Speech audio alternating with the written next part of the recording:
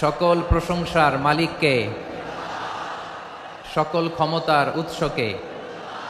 কেউ যেটা পারে না পারে কে, কেউ যেটা দেখে না দেখে কে? সে আল্লাহর দরবারে আমরা শুকর গুজার হচ্ছি। আমরা সবাই পড়ছি কালিমাতুশ শুকর, আলহামদুলিল্লাহ। সবাই একসাথে গলা ছেড়ে দিয়ে আওয়াজ করে পড়ুন, রব্বানা লাকাল হামদ হামদান কাসীরান তাইয়্যিবান মুবারাকান ফীহি ইয়া রাব্বি লাকাল হামদু কামা ইয়ানবাগি লিজালালি ওয়াজহিকা ওয়া আযীমি সুলতানিকা। লাকাল হামদু বিল ঈমান, লাকাল হামদু বিল ইসলাম, লাকাল হামদু বিল কুরআন। আল্লাহ রাব্বুল ইজ্জা ওয়াল জালালের দরবারে শুকরিয়া জ্ঞাপনের পাশাপাশি আমি আজকের এই প্রোগ্রামের অর্গানাইজিং কমিটিকে অন্তরের অন্তঃস্থল থেকে ধন্যবাদ জানাতে চাই যে আদ-দ্বীন ফাউন্ডেশন অথরিটি তারা 3 দিন ব্যাপী যশোরের পুলের হাটে এরকম চমৎকার গুছানো ওয়েল অর্গানাইজড একটা তাফসীরুল কোরআনের প্রোগ্রামের আয়োজন করেছে। আমি আল্লাহর শুকরিয়া জ্ঞাপনের পাশাপাশি তাদেরকে আমার অন্তরের অন্তঃস্থল থেকে শুকরিয়া, ধন্যবাদ এবং মোবারকবাদ জানাতে চাই। আজকের প্রোগ্রামে উপস্থিত আছেন বৃহত্তর খুলনা বিভাগের ব্যবসায়ী ভাইয়েরা, কর্মজীবী ভাইয়েরা, ছাত্র ভাইয়েরা, পর্দার আড়ালে মহিলা প্যান্ডেলে আমার মায়েরা, বোনেরা। উপস্থিত আছেন কওমি মাদ্রাসার মুহতামিম বৃন্দ, আলিয়া মাদ্রাসার প্রিন্সিপাল হুজুর, শিক্ষকবৃন্দ, ছাত্রবৃন্দ, ইমাম সাহেব, খতিব সাহেব, মুয়াজ্জিন সাহেব, আইন শৃঙ্খলায় কর্মরত ভাইয়েরা, ভলান্টিয়ার্স, মিডিয়া কর্মী, সাংবাদিক বন্ধুরা, ইউটিউবার্স, আমি সবাইকে অন্তরের অন্তঃস্থল থেকে শুভেচ্ছা জানিয়ে শুরু করতে চাই। প্রিয় ভাইয়েরা, আমি জানি যশোরের মানুষ খুবই well civilised, they know manners. তারা ম্যানার জানে, অতিথির সাথে কেমন আচরণ করতে হয় যশোরের লোকেরা এটা জানে কি জানে না বলেন? মাশাআল্লাহ। স্টেজ থেকে ইনস্ট্রাকশন আসলে সেটা শুনতে হবে, না শুনলে আমিও বলতে পারবো না, আপনারাও উপকৃত হবেন না। কোটি কোটি টাকা ব্যয়, অনেক পরিশ্রম সাপেক্ষে, অনেক ওয়েল ডিজাইন করে ওনারা প্রোগ্রাম করেছেন। শেষ অধিবেশন যদি আপনারা ধাক্কা ধাক্কি বিশৃঙ্খলা করেন, বঞ্চিত হব, আমরা বঞ্চিত হব, আপনারা বঞ্চিত হবেন। মিডিয়া কর্মীদের মাধ্যমে দেশে বিদেশে কোটি কোটি দর্শক তারা বঞ্চিত হবে।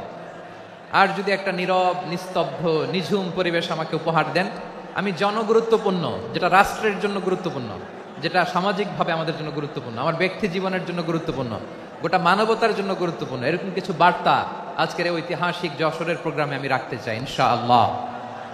কিন্তু সেজন্য সহযোগিতা করতে হবে। যে ডান দিকের ছেলেরা মাশাআল্লাহ বলার সাথে সাথে ঠান্ডা, কিন্তু এখানে এখনো ঠান্ডা হচ্ছে না। তোমরা ভলান্টিয়ারদের কথা শোনো, জায়গা না পেলে পেছনে যাও। ধাক্কাধাক্কি করো কেন ভাইরা? এটা করো না। এই যে তোমাদেরকে দেখতে পাচ্ছি তো, একে অপরকে ধাক্কা ধাক্কি করে আমাকে দেখার চেষ্টা, পেছনে চলে যাও। Move, move on, move, sit or move. আমি বারবার থামুন, চুপ করুন বলতে পারবো না। Sit or move on. 9টা প্যান্ডেল আছে, এখানে ধাক্কাধাক্কির কোনো মানে হয় না। তোমরা ধাক্কাধাক্কি করবা, এই জন্য প্যান্ডেল করা হয় নাই 9টা। বসো, কোনো কথা নাই, বসো বসো। কানগুলো খরগোশের কানের মতো খাড়া করো, কোনো আওয়াজ নাই, আওয়াজ নাই, কোনো আওয়াজ নাই। এই যে প্রিয় ভাইয়েরা, আল্লাহর ওয়াস্তে চুপ করুন। যশোরের ভাইয়েরা, আল্লাহর ওয়াস্তে চুপ করুন। আমি 10 থেকে 0 গুনবো, এরপরে যদি আওয়াজ হয় চলে যাব, আমি চলে যাব, কিন্তু কোনো আওয়াজ নাই। আমি কিছু জিজ্ঞেস করলে উত্তর দেওয়ার সময় গলা ফাটায় আওয়াজ করতে হবে, ঠিক কিনা?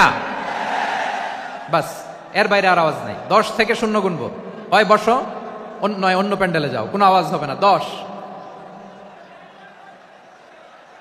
9, 8, 7,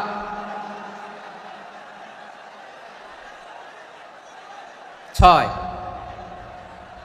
5, 4,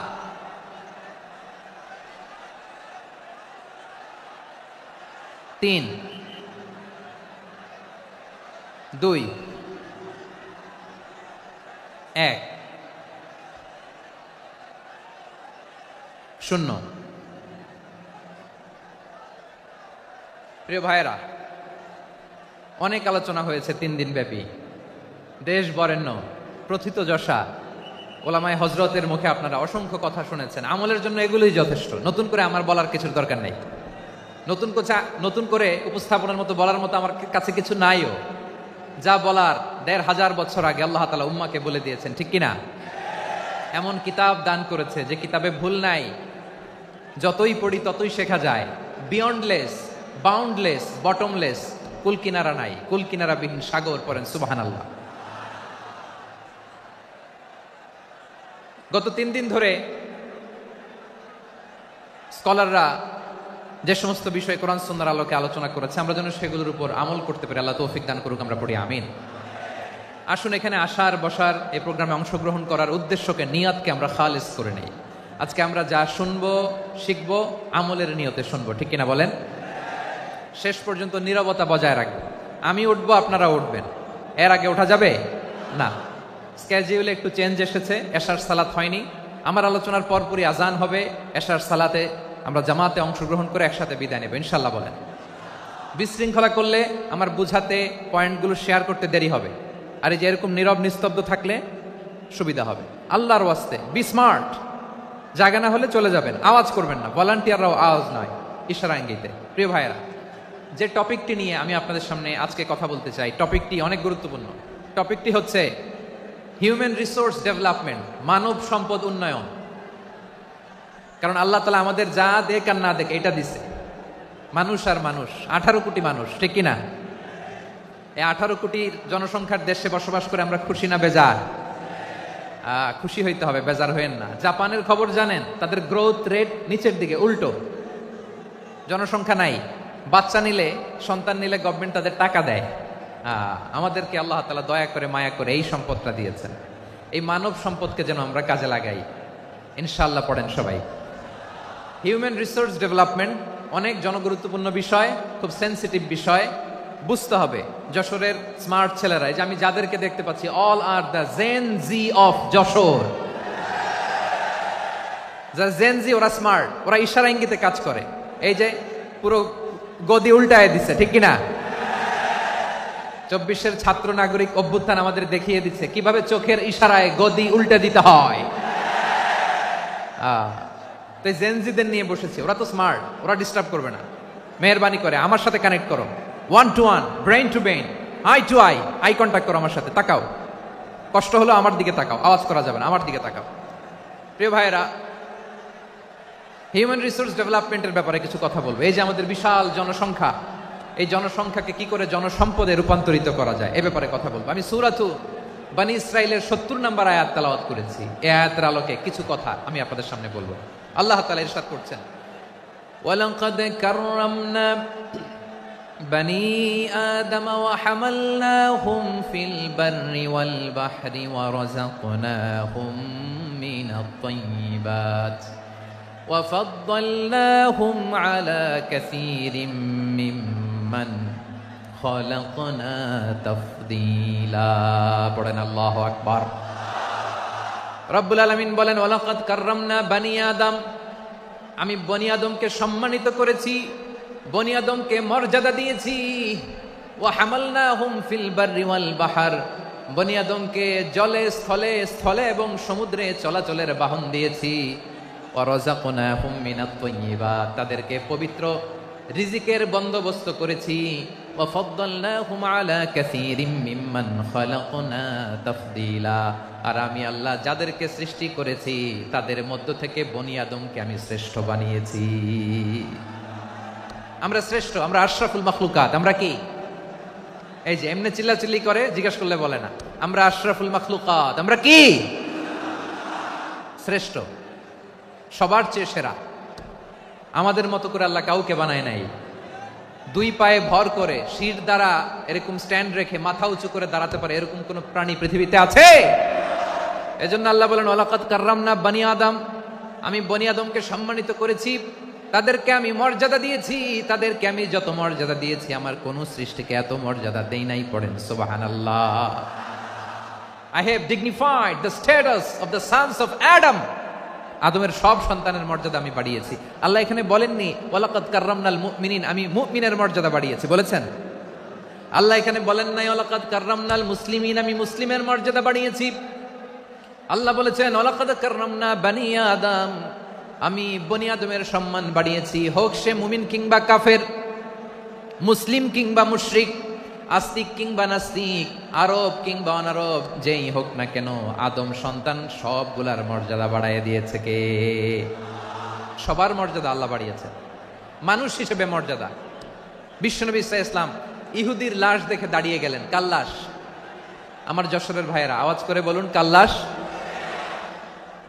ইহুদির লাশ দেখে দাঁড়ায় গেলেন। সাহাবারা বললেন ইয়া রাসূলুল্লাহ, আপনি দাঁড়ালেন যে, এটা তো ইহুদির লাশ। বিশ্বনবী বললেন আওয়ালাইসাত নাফসান, এটা কি মানুষ নয়? এটা হোক ইহুদি হোক খ্রিস্টান, এটা তো মানুষ। আমি মানুষ দেখে দাঁড়িয়েছি। আই স্যালিউট দ্য হিউম্যানিটি, আমি মানবতাকে সম্মান করেছি। পড়েন সুবহানাল্লাহ। তাহলে এই জমিনে মানুষের মর্যাদা বেশি, হোক আস্তিক হোক নাস্তিক, হোক মুমিন কিংবা কাফের। আদমের সন্তান হলে, মানুষ হলেই তার মর্যাদা বাড়িয়েছে কে? আমার কলিজার টুকরা যশোরের ভাইয়েরা, মানুষের মর্যাদা আল্লাহ এত বাড়িয়েছেন, মানুষ জীবিত থাকলেও যেমনি মর্যাদাবান, মরে গেলেও মর্যাদাবান। সুবহানাল্লাহ পড়েন। মানুষ মরে গেলে এই ডেড বডিটা কি হয়? পচে যায়, গলে যায়, মাটির সাথে মিশে যায়। তাই বলে আপনি ডেড বডির সাথে যাচ্ছে তাই করতে পারবেন না, পারবেন? কেউ যদি অন্যায় করে তাকে যদি আপনি শাস্তির আওতায় আনেন, যা মনে চায় করতে পারবেন না। তারা আগুন দিয়ে পোড়াতে পারবেন না, নাক কাটতে পারবেন না, কান কাটতে পারবেন না, অঙ্গ বিকৃতি করতে পারবেন না। কারণ মানব জাতির মর্যাদা স্বয়ং দিয়েছে কে? ডেড বডি পচে যাবে, গলে যাবে। তারপর ইসলাম বলে না, খবরদার, এই মরা লাশটারও একটা মর্যাদা আছে না নাই? ইসলাম বলে এই লাশটা গলে যাবে, পচে যাবে, কিন্তু এটার অমর্যাদা করো না।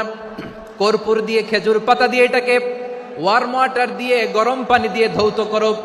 সাদা শুভ্র ধবধবে কাপড় দিয়ে লাশটাকে তুমি কাভার করো। তারপরে খাটিয়ার মধ্যে লাশটাকে রেখে বিশাল একটা প্রোগ্রাম করো, একটা ফিউনারাল প্রোগ্রাম করো। ওই প্রোগ্রামের ডানে বায়ে পেছনে লাশটারে রাখলে হবে না, প্রোগ্রামের একেবারে সামনটাতে তুমি লাশটাকে রাখো। সুবহানাল্লাহ। একটা ফিউনারাল প্রোগ্রাম করতে হবে, তাকে শেষ বিদায় জানাতে হবে, যেটাকে আমরা জানাজা বলি। কি বলি? জানাজা মানে মাইয়েতের জন্য দোয়া, তার জন্য দোয়া করা হয়। তাকে একটা সিস্টেমেটিক অর্ডারে কবরে রাখা হয়, সুন্দরভাবে সেটাকে কবরস্থ করা হয়, মাটি দেয়া হয়, পানি দেয়া হয়। তার মানে মরে গেলেও মানুষের সম্মান বাড়াই দিয়েছে কে? এজন্য আল্লাহ বললেন ওয়ালাকাদ কাররামনা বানি আদম, বনি আদমের সম্মান মর্যাদা আমি আল্লাহ বাড়িয়ে দিয়েছি। মানুষের সম্মানে তুমি কখনো আঘাত করো না, ঠিক কি না? তাহলে ভাই, প্রথম মেসেজ হচ্ছে, the first and foremost message tonight to the people of Jessore. Allah বলেন I have dignified the status of son of Adam, আমি বনি আদম সবার মর্যাদা বাড়িয়ে দিয়েছি। হোক আস্তিক নাস্তিক, হোক কাফের কিংবা মুশরিক, তার মর্যাদা বাড়াই দিছে কে? যখন বন্যা হয় আমরা ত্রাণ নিয়ে যাই, আমরা শুধু মুসলমানদেরকে ত্রাণ দেই নাকি? হ্যাঁ, আমরা মুসলমানকেও দেই, অমুসলমানকেও দেই, হিন্দুকেও দেই, বৌদ্ধকেও দেই। যেখানেই মানবতা বিপন্ন সেখানে ইসলামের হেল্পিং হ্যান্ড আছে না নাই? সুবহানাল্লাহ। কি দিন আমরা পেয়েছি, কি বিধান আমরা পেয়েছি। ওয়ালাকাদ কাররামনা বানি আদম, আমি বনি আদমকে সম্মানিত করেছি। এরপর আল্লাহ বললেন ওয়া হামালনাহুম ফিল বাররি ওয়াল বাহর, মানুষকে স্থলে এবং সমুদ্রে চলাচলের বাহন আমি দিয়েছি। স্থলে কিভাবে চলবে, জলে কিভাবে চলবে, এই বাহনের ব্যবস্থা করেছে কে? এই জেনজি, এই স্যামড়া, ইরাম করতেছো কিসের জন্য?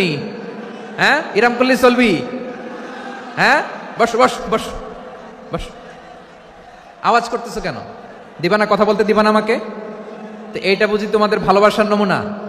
তোমাদের ভালোবাসার কারণে যদি আমি কোথাও দাঁড়াতেই না পারি, কোথাও বসতে না পারি, কোথাও দুটা কথা বলতে না পারি, এই ভালোবাসা দিয়ে কি হবে আমার? বরং ঘামতে ঘামতে ঘর্মাক্ত হব, রক্তাক্ত হব। কিন্তু সেন্ট্রাল থেকে, সেন্ট্রালি যে ইনস্ট্রাকশন আসবে, সেই ইনস্ট্রাকশনের এক চুল আমরা ডানে বায়ে যাব না। এইটা গণজাগরণের জন্য এইটা দরকার, ইসলামী বিপ্লবের জন্য এইটা দরকার। তো আধা ঘন্টা ধরে যদি তোমাদেরকে থামানোই না যায়, এই লস্কর দিয়ে আমি কি করব?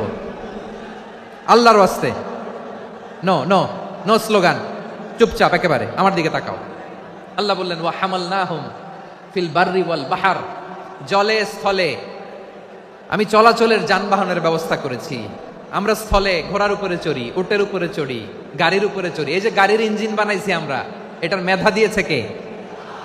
আবার সাগরের মধ্যে আমরা নৌযান, জলযান, বড় বড় জাহাজ দিয়ে এক মহাদেশ থেকে আরেক মহাদেশ যাই, এক দেশ থেকে মালামালগুলো আরেক দেশে পাঠাই। সাগরের ভেতরে নৌকাগুলোরে ধরে রাখলো কে? ওয়াল ফুলকিল্লাতী তাজরি ফিল বাহরি বিমা ইয়ানফাউন নাস। মানুষের উপকার আছে এরকম সরঞ্জামাদি নিয়ে সাগরের উপরে বিশাল বিশাল জলযানগুলো চলে, এগুলো ডুবে যায় না, কাত হয়ে যায় না, পড়ে যায় না। এগুলোকে স্থিতিস্থাপকতাকে ঠিক করে রাখলো কে? আপনারা জাহাজ দেখেছেন? জাহাজ, হ্যাঁ, বাড়ি চট্টগ্রাম হইলে দেখতে পারতেন। দেখছেন? বিশাল বিশাল জাহাজ, বিশাল জাহাজ মালামাল নিয়ে এক মহাদেশ থেকে আরেক মহাদেশে যায়। গত মাসে আমার জাপান সফর ছিল। এই যে বাংলাদেশে যে গাড়িগুলো চালান, বেশিরভাগ গাড়ি আসে কিন্তু জাপান থেকে। হাজার হাজার গাড়ি একটা জাহাজ বহন করতে পারে, হাজার হাজার গাড়ি। এটার সাগরের মধ্যে ভাসাইলো কে? সবাই বলুন, ভাসালো কে? হাজার হাজার গাড়ি নিয়ে জাপানিজ গাড়িগুলো আমাদের চট্টগ্রামের এয়ারপোর্টের বন্দরে ভিড়ে। যুক্তরাষ্ট্রে আমি দেখেছি বিশাল বিশাল জাহাজ। আপনারা টাইটানিক জাহাজের নাম শুনেছেন? টাইটানিকেরও 8 গুণ 10 গুণ বড়। সুবহানাল্লাহ কইবেন না? টাইটানিক জাহাজের 8 গুণ 10 গুণ বড় একটা জাহাজ আছে, আইকন অফ দ্য সি, আমি দেখে এসেছি। রয়্যাল ক্যারিবিয়ান দেখে এসেছি। সাগরের সামনে জেটিতে যখন দাঁড়ালাম, জাহাজটা যখন যায়, আমার মনে হচ্ছে একটা শহর, গোটা শহর, the entire city is floating on the water. পুরো একটা শহর মনে হয় পানির উপর দিয়ে ভেসে যাচ্ছে। পড়েন সুবহানাল্লাহ। এই যে আইকন অফ দ্য সি, এই ক্রুজ, এই জাহাজটা, এটার ভিতরে স্টেডিয়াম আছে। কিসের ভিতরে স্টেডিয়াম? কথা বুঝে নাই বোধহয়। স্টেডিয়াম কিসের ভিতর?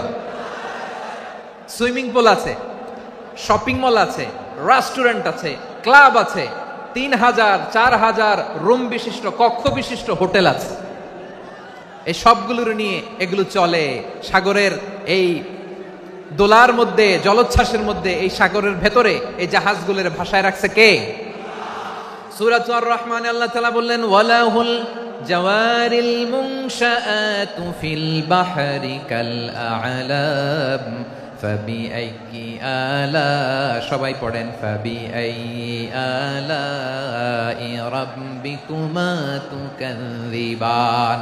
পাহাড় সম বড় বড় জাহাজগুলো মাল বোঝাই করে সাগরের মধ্যে ভেসে বেড়ায়। এগুলো দিয়ে মালামাল বহন করা যায়, মানুষরা এক দেশ থেকে আরেক দেশে যায়। এই জাহাজগুলোর সাগরের ভেতরে ভাসায় রাখলো কে? এই আয়াতের ভেতরে আল্লাহ তাআলা সূরাতু বনী ইসরাঈলের এই চমৎকার আয়াতের ভেতরে আল্লাহ তাআলা বেসিক্যালি মানব জাতির প্রতি তার 4টি স্পেশাল অনুগ্রহের কথা বলেছেন। কয়টি? 2টা বলে ফেলছি। 1 নাম্বার, ওয়ালাকাদ কাররামনা বনি আদম, আমি বনি আদমের সম্মান বাড়াইছি। নাকি মুসলমানদের? নাকি মুসল্লিদের? কার সম্মান বাড়িয়েছি? বনি আদমের। তাহলে human dignity, the first part of the verse talks about the human dignity. 2 number অংশ আল্লাহ তাআলা বললেন, ওয়া হামালনাহুম ফিল বাররি ওয়াল বাহর, স্থলে এবং সমুদ্রে আমি তাদের জন্য চলাচলের বাহন দিয়েছি। সুবহানাল্লাহ। তার মানে smooth movement on land and sea, জলে এবং স্থলে যাতে আমরা স্মুথলি মুভ করতে পারি আল্লাহ তাআলা দিয়েছেন। 3 নাম্বার আল্লাহ তাআলা বললেন, ওয়া রাযাকনাহুম মিনাত তাইয়্যিবাত, মানুষের জন্য আমি পবিত্র রিজিকের ব্যবস্থা করেছি। জলে এবং স্থলে যত প্রাণী আছে সবগুলা প্রাণীকে রিজিক দেয় কে? আমাদেরকে রিজিক দেয় কে? সাগরের মাছগুলোকে, বড় বড় তিমি মাছগুলোরে রিজিক দেয় কে? বাতাসের মধ্যে ভেসে বেড়ানো বড় বড় পাখিগুলো, স্ক্যান্ডিনেভিয়ান কান্ট্রি থেকে লক্ষ লক্ষ কোটি কোটি পাখিগুলো যে এক দেশ থেকে আরেক দেশে ট্রান্সফার হয়, এগুলোর রিজিক দেয় কে? রব্বুল আলামিন বলেন, ওয়ামা মিন দাব্বাতিন ফিল আরদি ইল্লা আলাল্লাহি রিজকুহা ওয়া ইয়ালামু মুস্তাকাররাহা ওয়া মুস্তাওদাআহা কুল্লুম ফি কিতাবিম মুবিন। আল্লাহু আকবার। রব্বুল আলামিন বলেন, ভূপৃষ্ঠে বিচরণশীল যত প্রাণী আছে সব প্রাণীগুলোকে আমি আল্লাহ আমার নিজের কুদরতে রিজিকের বন্দোবস্ত করি। এই প্রাণীগুলো কোথায় থাকে, কোথায় যায়, সব জায়গায় আমি রিজিক পৌঁছে দেই। রিজিক কেউ দিতে পারে না, রিজিকের মালিক কে?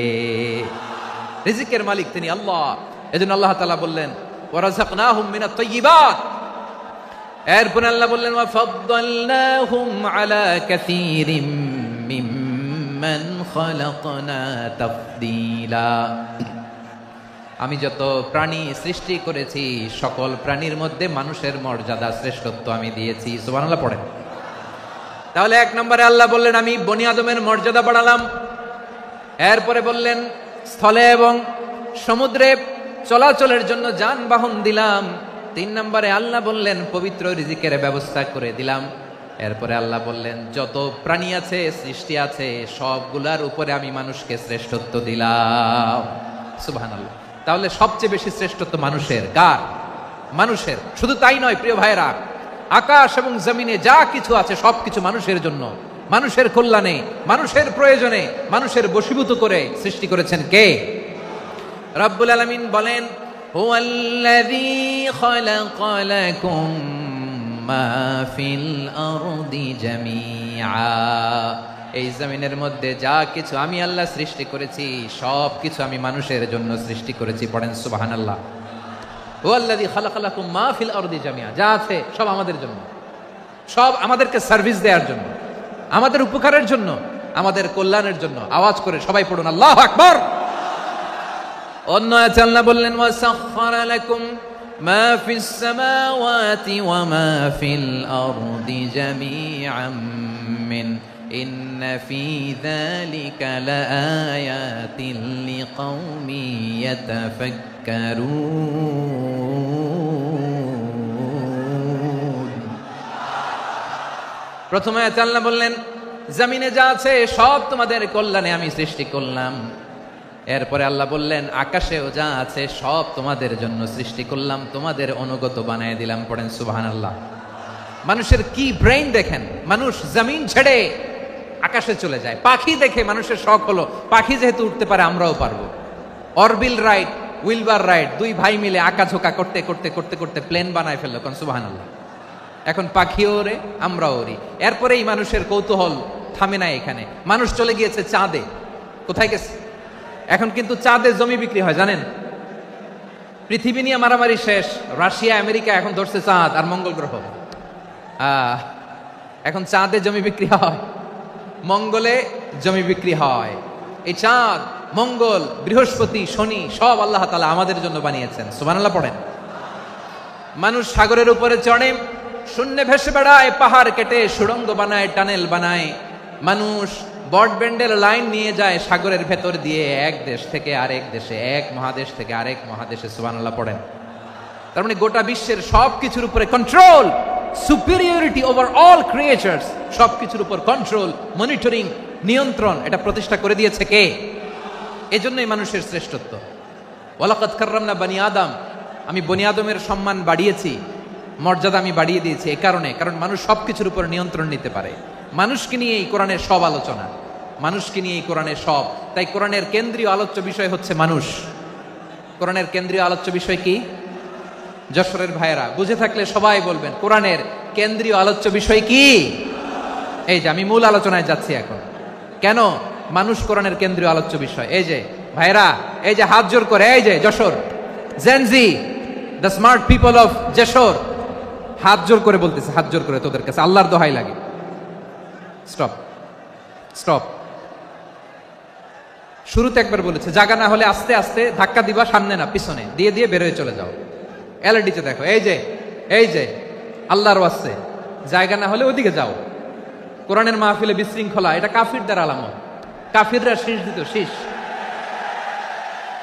বিশ্বনবী কোরআনের তাফসির করলে কাফিররা শীষ দিত আর ক্ল্যাপিং করত, হুইসেল এন্ড ক্ল্যাপিং। তো আমরা কি এখানে বিশৃঙ্খলা করতে আসছি? তো বারবার থামানো লাগে কেন? কোনো আওয়াজ হবে না, বললাম তো স্টপ। আওয়াজ করে বলুন কোরআনের কেন্দ্রীয় আলোচ্য বিষয় কি? সবাই বলেননি। এতগুলো মানুষ উত্তর দিলে এতটুকু আওয়াজ হয়, অন্তত আমি বিশ্বাস করি না। যশোর আওয়াজ করে বলো কোরআনের কেন্দ্রীয় আলোচ্য বিষয় কি? মানুষ। এই মানুষ কোরআনের কেন্দ্রীয় আলোচ্য বিষয়। মানুষকে আল্লাহ স্বাধীনতা দিয়েছেন। ফামান শাআ ফালইউমিন ওয়া মান শাআ ফালইয়াকফুর।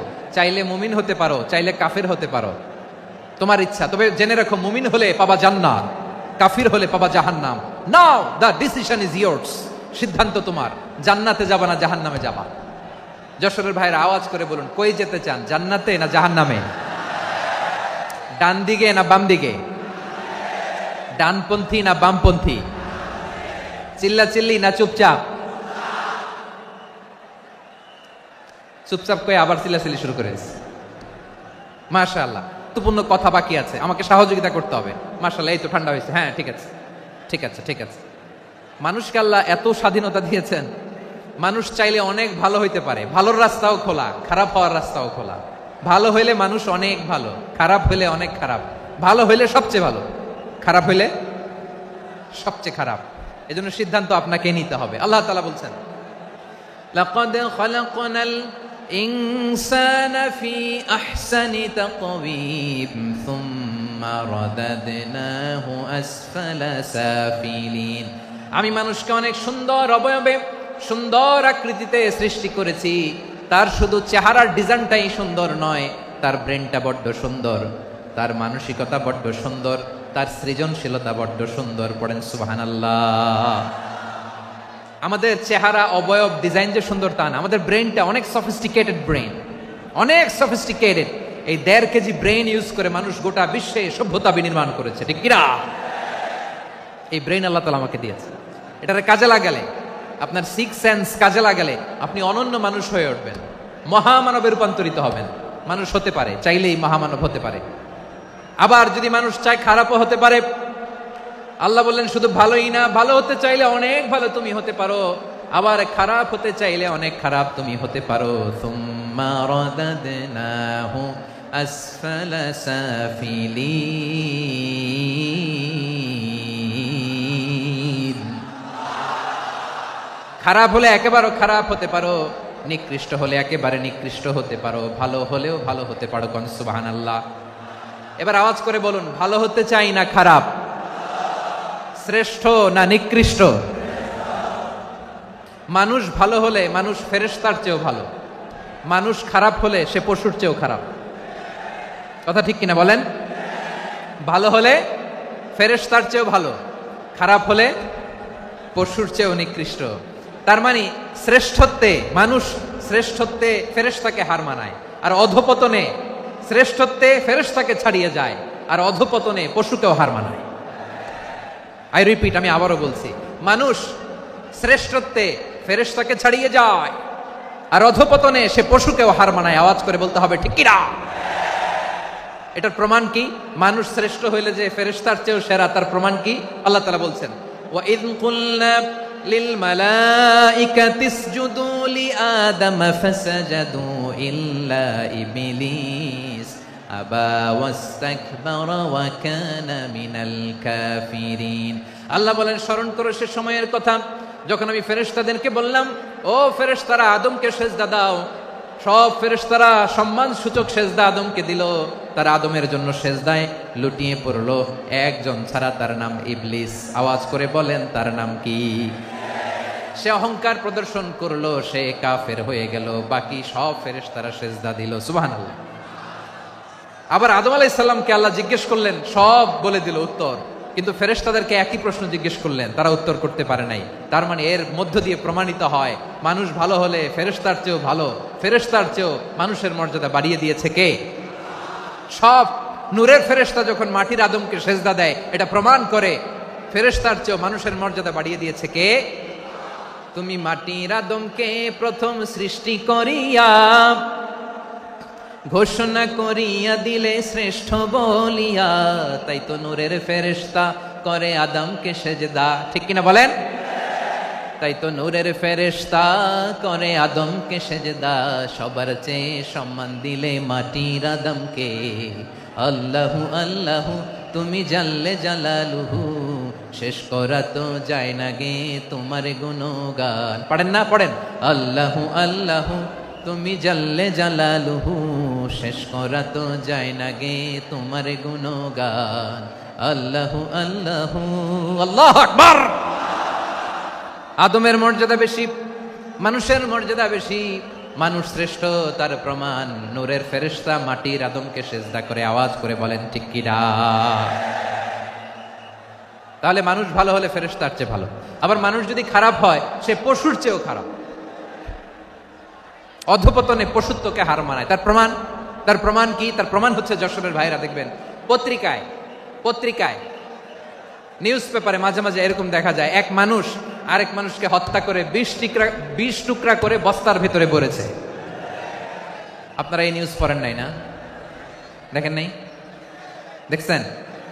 মানুষ মানুষকে হত্যা করে কয় টুকরা? জোরে বলেন। এখানেই ক্ষান্ত হয় না, আবার কোথায় ভরছে?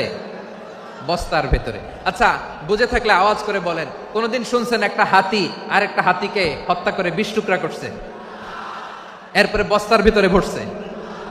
হইছে? তাহলে দেখেন, মানুষ যদি খারাপ হয় সে পশুকেও হার মানায়। চিল্লায় বলো ঠিক কিনা? এমনও দুশ্চরিত্র মানুষ আছে যার নজর থেকে 6 মাসের ছোট্ট মেয়ে থেকে শুরু করে 80 বছরের বৃদ্ধারাও নিরাপদ নয়। পশুকেও হার মানে।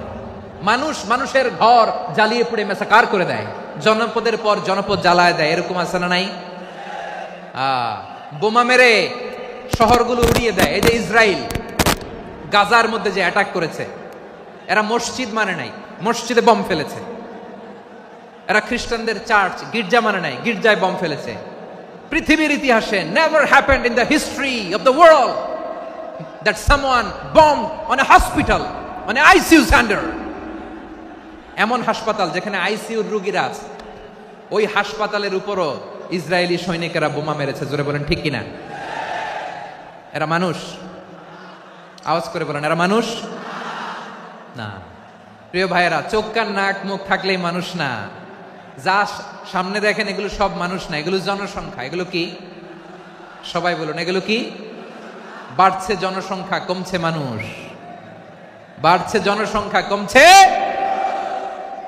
এই দুনিয়া এখন তো আর সেই দুনিয়া নাই, মানুষ নামের মানুষ আছে দুনিয়া বোঝাই, সেই মানুষের ভিড়ে আমার আসল মানুষ নাই। ঠিক কিনা? আসল মানুষের বড্ড অভাব, আসল মানুষের বড্ড অভাব। আমার ভাইয়েরা, মানুষ খারাপ হলে পশুকেও হার মানায়। আচ্ছা, আওয়াজ করে বলেন, এই যশোরের ছেলেরা এদিক তাকাও, আওয়াজ করে বলো, যে ইসরায়েলি সোলজাররা উপর থেকে বোমা মারলো তারাও মানুষ? তারাও কি? ওরাও রক্তে মাংসে মানুষ, ওদেরও পরিবার আছে। বোমা মেরে যেই মেয়েটাকে তারা অনাথ বানায়, ইয়াতিম বানায়, ও কিন্তু বাসায় ওর মেয়েটাকে রেখে আসছে। ঠিক কিনা বলেন? বম্বিং করে যে বাবাকে মেরে, স্বামীকে মেরে স্ত্রীকে বিধবা বানায়, তারও ঘরে স্ত্রী আছে। উপর থেকে বোম মেরে মানুষ মেরে দিচ্ছে, তারাও মানুষ। 1945 সালের 6 আগস্ট আমেরিকান সোলজাররা হিরোশিমায় বোম মেরেছে। আমি নিজে দেখে এসেছি জাপানের হিরোশিমাতে। সকাল 8:15 মানুষ কেউ অফিসে যাচ্ছিল, কেউ খেতে খামারে কাজ করতে যাচ্ছিল। লিটল বয় নামে একটা বোম মেরেছে তারা। এই বোমের আঘাতে, পারমাণবিক এই বোমার রেডিয়েশনে আঘাতে, বোম ব্লাস্ট হওয়ার পরে মুহূর্তের মধ্যে 1,40,000 নাই। উপর থেকে যারা মারতেছে এরাও মানুষ, যাদেরকে মারলো তারাও। তার মানে মানুষে মানুষে পার্থক্য আছে না? নেই? মানুষে মানুষে পার্থক্য আছে। নাক কান চোখ মুখ থাকলেই মানুষ নয়। বাড়ছে জনসংখ্যা, কমছে মানুষ। চিল্লায় বলো ঠিক কিনা? তাহলে আমরা বুঝলাম, মানুষ ভালো হলে অনেক ভালো, খারাপ হলে অনেক খারাপ। ও আমার কলিজার টুকরা যশোরের ভাইয়েরা, আসুন না 3 দিন ব্যাপী এই তাফসিরুল কোরআনের ঐতিহাসিক প্রোগ্রাম থেকে আমরা সিদ্ধান্ত নেই, আমরা ভালো মানুষ হব নাকি খারাপ মানুষ হব? কলিজা থেকে, প্রাণ থেকে আওয়াজ করে সবাই বলুন, ভালো মানুষ নাকি খারাপ মানুষ? ভালো মানুষ হইতে হবে। ভালো মানুষ যারা জগৎটাকে এনলাইটেন করবে, যারা এনলাইটেন করবে, যারা সত্যের বীর সেনানী হয়ে দাঁড়াবে, যারা সত্যের পক্ষে কথা বলবে, যারা জালিমের মসনদকে ভেঙে খান খান করে দেবে। এরকম হওয়ার দরকার আছে না নাই? এরকম ভালো মানুষ আমরা হতে চাই কি চাই না? মানুষকে যত্ন নিলে মানুষ যে কত ভালো হয় আপনি কল্পনাও করতে পারবেন না। এই যে আপনাদের যশোরে যে ভালো ছেলেগুলো আছে, যে ভালো তরুণগুলো আছে, যে যুবকগুলো আছে, যে ভালো আলেমরা আছে, ভালো নেতারা আছে, সবাই যদি তাদের মতো হতো, পুরো যশোরটা একটা জান্নাতের টুকরা হয়ে যেত। আওয়াজ করে বলেন ঠিক কিনা? মানুষকে নার্চারিং করলে, মানুষকে পলিশ করলে, মানুষকে গ্রুমিং করলে, মানুষকে সঠিক তারবিয়া দিলে মানুষ অনন্য হয়ে ওঠে। প্রতিটি মানুষ অনন্য। আমি অনন্য, আপনি অনন্য, আমরা সবাই অনন্য। সুবহানাল্লাহ বলেন। মানুষকে আল্লাহ তাআলা দিয়েছেন অসীম ক্ষমতা, অসীম ক্ষমতা। সুবহানাল্লাহ। একটা মানুষ পারে না এমন কিছু নাই, একটা মানুষ পারে না এমন কিছু নাই। বিশ্বাস করতে হবে, মানুষ যা কল্পনা করতে পারে ওইটা মানুষ করে দেখাতে পারে। যশোরের ভাইয়ের, আই রিপিট, আমি আবারও বলছি, এই চিলাচিলি করলে আমার এই গুরুত্বপূর্ণ কথা তোমরা মিস করবা, মিস করবা। কপাল পড়া হয়েও না, আওয়াজ করে কপাল পড়া হবে না। আমার দিকে তাকাও। মানুষ, মানুষ যা কল্পনা করতে পারে সেটা মানুষ করে দেখাতে পারে। তুমি তোমার কল্পনার রাজ্যকে সাজাও, তোমাকে হারাতে পারে এমন কোন শক্তি আল্লাহর জমিনে নাই। তোমার কি শক্তি, কি সম্ভাবনা তুমি জানোই না মিয়া। তুমি এদিকে তাকাও কেন? তোমার রাস্তা তো ওই দূরে। তুমি কোথায় যাবে, আল্লাহ তোমার টেনে কোথায় নিয়ে যাবে তুমি কিছুই জানো না। Plan big, dream big. কল্পনার শক্তিকে বড় করো। মানুষ যা কল্পনা করতে পারে মানুষ তা করে দেখাতে পারে। মানুষের কাছে অসাধ্য কিছু নাই, মৃত্যু ছাড়া, এক্সেপ্ট ডেথ। মৃত্যু ছাড়া মানুষ সবকিছুকে জয় করতে পারে। মৃত্যু ছাড়া যে কোনো অসাধ্যকে সাধন করার ক্ষমতা মানুষকে দিয়ে দিয়েছে কে? হারার জন্য তোমার জন্মই হয় নাই, তোমার জন্ম হয়েছে জিতার জন্য, বিজয়ের জন্য তোমার জন্ম। মানুষের শুরুটাই হয় বিজয় দিয়ে। যশোর, আওয়াজ করে বলো, মানুষের শুরু হয় কি দিয়ে? আমরা যখন আমার পিতার পৃষ্ঠদেশে ছিলাম, পিতার পৃষ্ঠদেশ থেকে শুক্রাণু যখন মায়ের গর্ভদেশে যেয়ে পড়ে, কতটা শুক্রাণু ভ্রমণ শুরু করে জানো? 20 কোটি শুক্রাণু। একবার সিমেন আউট হলে সেখানে 20 কোটি শুক্রাণু থাকে, ভ্রমণ শুরু করে। ওই 20 কোটি শুক্রাণুর মধ্য থেকে তুমি আমি আজকে এক বিকশিত শুক্রাণু মানব রূপে পৃথিবীতে এসেছি। সুবহানাল্লাহ। ওই 20 কোটি শুক্রাণুর প্রতিযোগিতায় সবাইরে পেছনে ফেলে সেদিন আমি সফল হয়েছিলাম, সেদিন আমি বিজয়ী হয়েছিলাম। সেদিন আমি এত ছোট ছিলাম, মাইক্রোস্কোপ দিয়েও আমার অস্তিত্ব টের পাওয়া যায় না। আমি এত তুচ্ছ ছিলাম, নগণ্য ছিলাম। আমার কান ছিল না, আমার চোখ ছিল না, আমার হাত ছিল না, আমার জন্য রিকমেন্ডেশন করার মতো মামু ছিল না, খালা ছিল না, কেউ ছিল না। তারপরেও ওই প্রতিযোগিতায়, ওই কম্পিটিশনে যখন আমারে কেউ হারাতে পারে নাই, আল্লাহর জমিনেও আমারে কেউ হারাতে পারে না। হারার জন্য তোমার জন্মই হয় নাই, তুমি আসছই জিতার জন্য। সুবহানাল্লাহ। বিশ্বনবী বলেন, আন্নাসু মাআদিন কামাআদিনি যাহাবি ওয়াল ফিদ্দা খিয়ারুহুম ফিল জাহিলিয়াতি খিয়ারুহুম ফিল ইসলাম। Peoples are like mines of gold and silver. সোনার খনি, রূপার খনি, এর চেয়েও বড় খনি হচ্ছে এই মানব সম্পদের খনি। আওয়াজ করে বলেন আল্লাহু আকবার। আল্লাহ তাআলা এই সম্পদ আমাদেরকে দিয়েছে। বিশ্বনবী বলেন, মানুষ হচ্ছে খনির মতো। খিয়ারুহুম ফিল জাহিলিয়াতি খিয়ারুহুম ফিল ইসলাম। জাহিলি যুগে যারা সেরা, ইসলামেও তারা সেরা। ইদা ফাকুহু, যদি তারা বুঝবান হয় তাহলে তাদেরকে সেরা বানায় দিবে কে? তাহলে মানুষের চেয়ে সেরা কেউ হতে পারে? মানুষের চেয়ে অনন্য কেউ হতে পারে? মানুষকে কেউ হারাতে পারে? আওয়াজ করে বলো, তোমাকে কেউ হারাতে পারবে? এই সাহস জাগছে আজকের আলোচনা থেকে।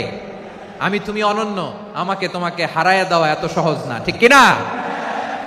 একটা কথা জীবনের সাথে সেট করে নিতে হবে, আমি জিতি নয় শিখি, আমি কখনো হারি না। জীবনের সাথে সেট করে নাও, জেনজি অফ যশোর, আমি কখনো হারি না, আমি হয় জিতি নয় শিখি। চিল্লায় বলো ঠিক কিনা? আমি কখনো হারি না, আমার হারানো এত সোজা না। কি সাহস জাগছে? বুকে সাহস জাগছে? তাকবীর পড়ো, লিল্লাহে তাকবীর।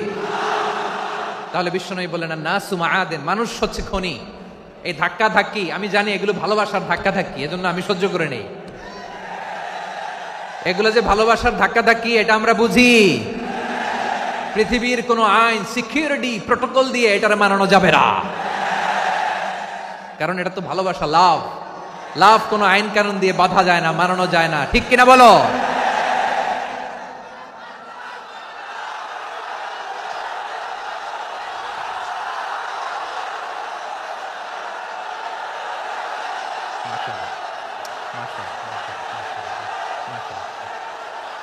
ঠিক আছে, বসুন বসুন বসুন। আল নাসু মাআদিন, মানুষ হচ্ছে খনি, এই খনির যত্ন নিতে হবে। আমার মা বাবা যারা এসেছেন, আপনার ছেলে মেয়ের যত্ন নেন। আপনার ছেলের মধ্যে যে কি পটেনশিয়াল আপনি জানেন না। আপনার এই ছোট্ট অবুজ ছেলেটাই আগামী দিনের শায়েখ আহমদুল্লাহ হবে। আপনার হেফজখানায় পড়া ওই ছোট্ট ছেলেটাই আগামী দিনের আল্লামা মামুনুল হক হবে। আপনার ওই ছেলেটা আমির হামজা হবে, আব্দুল হাই সাইফুল্লাহ হবে। এভাবে বড় বড় আলেম হবে, তারা যুগশ্রেষ্ঠ আলেম হবে। সেই একদিন এই বাংলাদেশের পার্লামেন্টে যে বক্তব্য দিয়ে যশোরের পক্ষে কথা বলবে। আপনি জানেন না, কাউকে ছোট করবেন না আপনি, ওর কনফিডেন্স আপনি কমাবেন না, আপনি কমাতে পারেন না। প্যান্ডেলে আমার যে মা বোনেরা আছেন, ছেলে মেয়েদেরকে কখনো ছোট করে কথা বলবেন না। ও যে কোথায় যাবে আপনি জানেন না, আপনি মা হয়ে তাকে সাহস দিবেন, তার কল্পনার জগৎটাকে সাজাতে তাকে উৎসাহিত করবেন, ঠিক কিনা বলেন? আর আমার প্যান্ডেলের আমার প্রিয় শ্রদ্ধাশীলা মায়েরা বোনেরা, আপনারা তো আরো দামি সম্পদ। বিশ্বনবী বলেন, আর দুনিয়া কুল্লুহা মাতা। আল্লাহ আল্লাহ আল্লাহ, বিশ্বনবীর কথার ওজন দেখেন। আর দুনিয়া কুল্লুহা মাতা ওয়া খায়রু মাতা'আদ দুনিয়াল মারআতুস সালিহা। বিশ্বনবী বলেন, দুনিয়ায় যা দেখো সব আল্লাহর দেওয়া অ্যাসেট, মানে সম্পদ। আর এত অ্যাসেটের ভিড়ে সবচেয়ে শ্রেষ্ঠ সম্পদ হচ্ছে নেককার নারী। সুবহানাল্লাহ। ভাইয়েরা বোনের সাথে খারাপ আচরণ করো না, সন্তান মায়ের সাথে খারাপ আচরণ করো না। আমাদের মায়েরা আমাদের asset, they are our priceless asset. কারণ এই মায়েদের পেটে এসেছে আল্লাহর ওলিরা, এই মায়েদের পেটে এসেছে খান জাহান আলী, এই মায়ের পেটে এসেছে শাহজালাল ইয়ামানি, এই মায়ের পেটে এসেছে আল্লাহর সব নবীরা।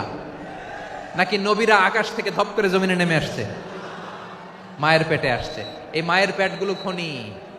আমার সম্মানিতা মায়েরা বোনেরা, নিজেকে ইসলাম দিয়ে সাজান, নিজেকে ইসলাম দিয়ে সাজান,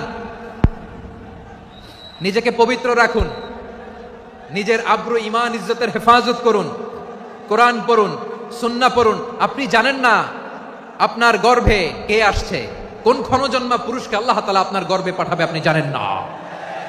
মায়েরা নিজেদেরকে পবিত্র রাখুন, ইসলাম চর্চা করুন, কোরআন চর্চা করুন, নৈতিকতা দিয়ে নিজেকে সাজান। যশোরের জেনজি, নিজেদেরকে প্রস্তুত রাখো আগামীর বাংলাদেশের জন্য। নৈতিকতা, মোরালিটি, ভ্যালিউজ দিয়ে নিজেকে সাজাও, ইসলাম দিয়ে নিজেকে সাজাও। কারণ আগামীর বাংলাদেশ ইসলামের বাংলাদেশ। বাংলাদেশের আসল পরিচয় ইসলাম। বাংলাদেশের আসল পরিচয় কি? সবাই বলে না। বাংলাদেশের আসল পরিচয় কি? এই ইসলাম নিয়ে আমরা সংসদ ভবন সাজাবো, রাজি আছি না নাই? শেকড় ভুলে যাওয়া যাবে না। আমরা ধাপে ধাপে শারিয়া আইনের দিকে যাব ইনশাআল্লাহ, কিন্তু জঙ্গিবাদ দিয়ে নয়, কট্টর পন্থা দিয়ে নয়। আমরা ইন্টেলেকচুয়ালি, গ্রাজুয়ালি, ধাপে ধাপে শারিয়া আইনের দিকে মুভ করবো ইনশাআল্লাহ। বলো লিল্লাহি তাকবীর। এদেশের আসল পরিচয় সবাই বলে না, আওয়াজ করে, এদেশের আসল পরিচয়। এদেশে আজান শুনে সূর্য ওঠে শহর গ্রামে, এদেশে আজান শুনে সূর্য ডুবে সন্ধ্যা নামে, এদেশে সকল কাজে সবাই বলে বিসমিল্লাহ, এদেশে ভালো কিছু দেখে শুনে হাসি মুখে সবাই বলে মাশা আল্লাহ। সুবহানাল্লাহ সুবহানাল্লাহ সুবহানাল্লাহ সুবহানাল্লাহ সুবহানাল্লাহ সুবহানাল্লাহ সুবহানাল্লাহ সুবহানাল্লাহ। ও নবীন তরুণ, তোমার কিসের এত ভয়? জেনে রেখো বাংলাদেশের আসল পরিচয়। বাংলাদেশের আসল পরিচয় ইসলাম। আওয়াজ তুলে বলো, আসল পরিচয় কি? এদেশে পরস্পরে দেখা হলে দেয় সালাম, এদেশে আমজনতার হৃদয় জুড়ে পাক্কালাম, ঠিক কি না? এদেশে বিপদ এলে সর্বজনে সর্বক্ষণে দোয়া পড়ে ইন্না লিল্লাহ সুবহানাল্লাহ সুবহানাল্লাহ সুবহানাল্লাহ সুবহানাল্লাহ। এদেশে আজান শুনে সূর্য ওঠে শহর গ্রামে, এদেশে আজান শুনে সূর্য ডুবে সন্ধ্যা নামে, এদেশে সকল কাজে সবাই বলে বিসমিল্লাহ, এদেশে ভালো কিছু দেখে শুনে হাসি মুখে সবাই বলে মাশা আল্লাহ সুবহানাল্লাহ। আওয়াজ করে সুবহানাল্লাহ সুবহানাল্লাহ সুবহানাল্লাহ সুবহানাল্লাহ। সবাই একসাথে সুবহানাল্লাহ সুবহানাল্লাহ সুবহানাল্লাহ সুবহানাল্লাহ। এদেশের আসল পরিচয় কি? আওয়াজ করে বলতে ভয় লাগে। এদেশের আসল পরিচয় কি? ইসলাম দিয়ে আমাদের সংসদ ভবন চলুক, আমরা চাই কি চাই না? বঙ্গভবনে লা ইলাহা ইল্লাল্লাহর পতাকা উড়ুক, আমরা চাই কি চাই না? প্রতিটি জেলা অফিসে, ডিসি অফিসে লা ইলাহার পতাকা ঝুলুক, আমরা চাই কি চাই না? কারা কারা চাই হাত তুলে আল্লাহরে দেখায়।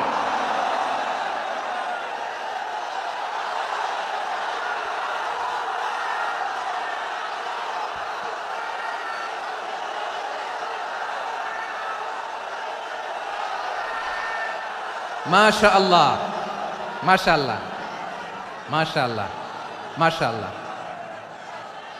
যশোর, আওয়াজ করে বলো, ভালো মানুষ না খারাপ মানুষ? বুঝে বলছো তো? মানুষ ভালো হলে যে কত ভালো। এই মানুষকে যত্ন নিলে, মানুষকে মানুষ বানালে যে সে কি হতে পারে শুনবা? হ্যাঁ, নাকি মোনাজাত দিয়ে দিব? শুনবা? তাহলে থামতে হবে। থামো, আমি যখন বলবো থামো থামো, তাকবীরের সময় দিলে তাকবীর, থামো থামো। মানুষকে যত্ন নিলে, এদিকে এদিকে ড্রোন নামায় ফেলো। হয়েছে, ড্রোনের ফুটেজ হয়ে গেছে, এবার ড্রোন নামায় ফেলো। আমার দিকে তাকাও। মানুষকে, তোমরা এদিক সেদিক তাকালে তো গুরুত্বপূর্ণ পয়েন্ট মিস হয়ে যাবে। এদিকে এদিকে, হ্যাঁ ঠিক আছে, এদিকে। মানুষকে যত্ন নিলে মানুষের মধ্যে যারা কি পটেনশিয়াল রেখেছে, আমি জাপানের দুইটা উদাহরণ দেই। জাপানের এভাবে এভাবে হবে, হয় বসো নয় পেছনে, কথা নাই, কথা তো বলাই যাবে না, হারাম কথা বলা, একেবারে চুপ। আজকের জন্য হারাম করে দিছে আমি, এই কিছু সময়ের জন্য একেবারে নিষিদ্ধ। জাপানের দুইটা উদাহরণ দেই, খেয়াল করে একটু শুনেন, বুঝবেন। আল্লাহ, 2022 সালে জাপানের সাথে জার্মানির খেলা, ফিফা ওয়ার্ল্ড কাপ 2022। এক পক্ষে জাপান, আরেক পক্ষে কোন দেশ? কথা শুনে নাই। এক পক্ষে কোন দেশ, আরেক পক্ষে সবাই। এক পক্ষে, আরেক পক্ষে। ওই খেলায় জিতেছিল জাপান, জিতেছিল 22 সালের এই ফিফা ওয়ার্ল্ড কাপে জাপান ফুটবল খেলায় জিতে, as a part of their celebration তারা খেলার পরে পুরো স্টেডিয়ামটারে ক্লিন করে, the fan base of Japan. লক্ষ লক্ষ মানুষ খেলা দেখতে যায়, তো এত ডাস্টবিনও তো নাই, তো যারা ডাস্টবিনে জায়গা পায় নাই তারা এই যে চকলেটের প্যাকেট, পানির বোতল, চিপসের প্যাকেট তারা এদিকে সেদিকে রেখে দিয়েছে।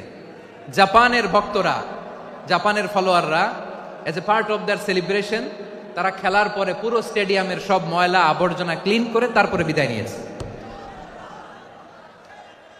তাদেরকে কি ক্লিন করার দায়িত্ব দেওয়া হয়েছিল? এই যশোর, জাপানের যে ছেলেরা খেলা দেখতে গেছিল ওদেরকে কি ক্লিন করার দায়িত্ব দিছিল? তারা কি স্টেডিয়ামের পরিচ্ছন্নতা কর্মী? তাদের আকল, তাদের সিক্স সেন্স তাদেরকে বলেছে। ছোটবেলা থেকে জাপান গভর্নমেন্ট ওদেরকে এত পরিচ্ছন্নতা শেখায়, ক্লিনলিনেস অ্যাওয়ারনেস ক্যাম্পেইন করায়। ক্লাসে আমি দেখেছি, ক্লাসে নিজের বেঞ্চ নিজে মুছে, ক্লাসের মাঝখানে একটা সময় দেয়, নিজের টেবিল নিজে মুছে, নিজের ক্লাসরুমটা নিজে পরিষ্কার করে। রাস্তাঘাটে একটা ধুলা নাই, ময়লা নাই, একটা টিস্যু নাই। খেলার পরে গোটা বিশ্বকে তাক লাগিয়ে দিয়েছে। জাপানের ফ্যানরা সবার রেখে যাওয়া গার্বেজ, টিস্যু, বোতল পরিষ্কার করে তারপরে স্টেডিয়াম থেকে বিদায় নিয়েছে। আমরা কেন এমন হইতে পারলাম না? আমরা কেন এমন হইতে পারলাম না? জাপানের যারা এগুলো করছে ওদের 3টা করে চোখ না? চোখ তো 3টা, জাপানো লাগো, জাপানো লাগো। হাত তো 4টা, কান তো 6টা। হ্যাঁ, নাকি আমার মতো 2 হাত 2 কানালা মানুষ? চোখে দেখলে ওটা মানুষ না। চিন্তা করছেন? তার মানে জাপানিজদেরকে যে গ্রুমিং করে শিখানোর মাধ্যমে পরিচ্ছন্ন বানানো গেছে, ওরা যেমনি মানুষ আমরাও মানুষ। আমাদের সন্তানদেরকে শেখালে তারাও পারবে, পারবে কিনা? 2 নম্বর উদাহরণ বলি। চট্টগ্রাম ফেনীতে যারা গিয়েছেন, মেঘনা গুমতি ব্রিজ প্রকল্প নাম শুনছেন? মেঘনা একটা ব্রিজ পার হওয়া লাগে। এই মেঘনা গুমতি, এখানে 3টা ব্রিজ কাঁচপুর সহ, এই 3টা ব্রিজের নির্মাণ কাজ, রেনোভেশনের কাজ দেওয়া হয়েছিল জাপানের একটা কোম্পানিকে। কাকে? জাপানের কোম্পানি। নির্মাণ শেষে 738 কোটি টাকা বেঁচে গেছিল, এটা গভর্নমেন্টের হাতে দিয়ে তারা বিদায় নিয়েছে। কত টাকা? 738 কোটি টাকা।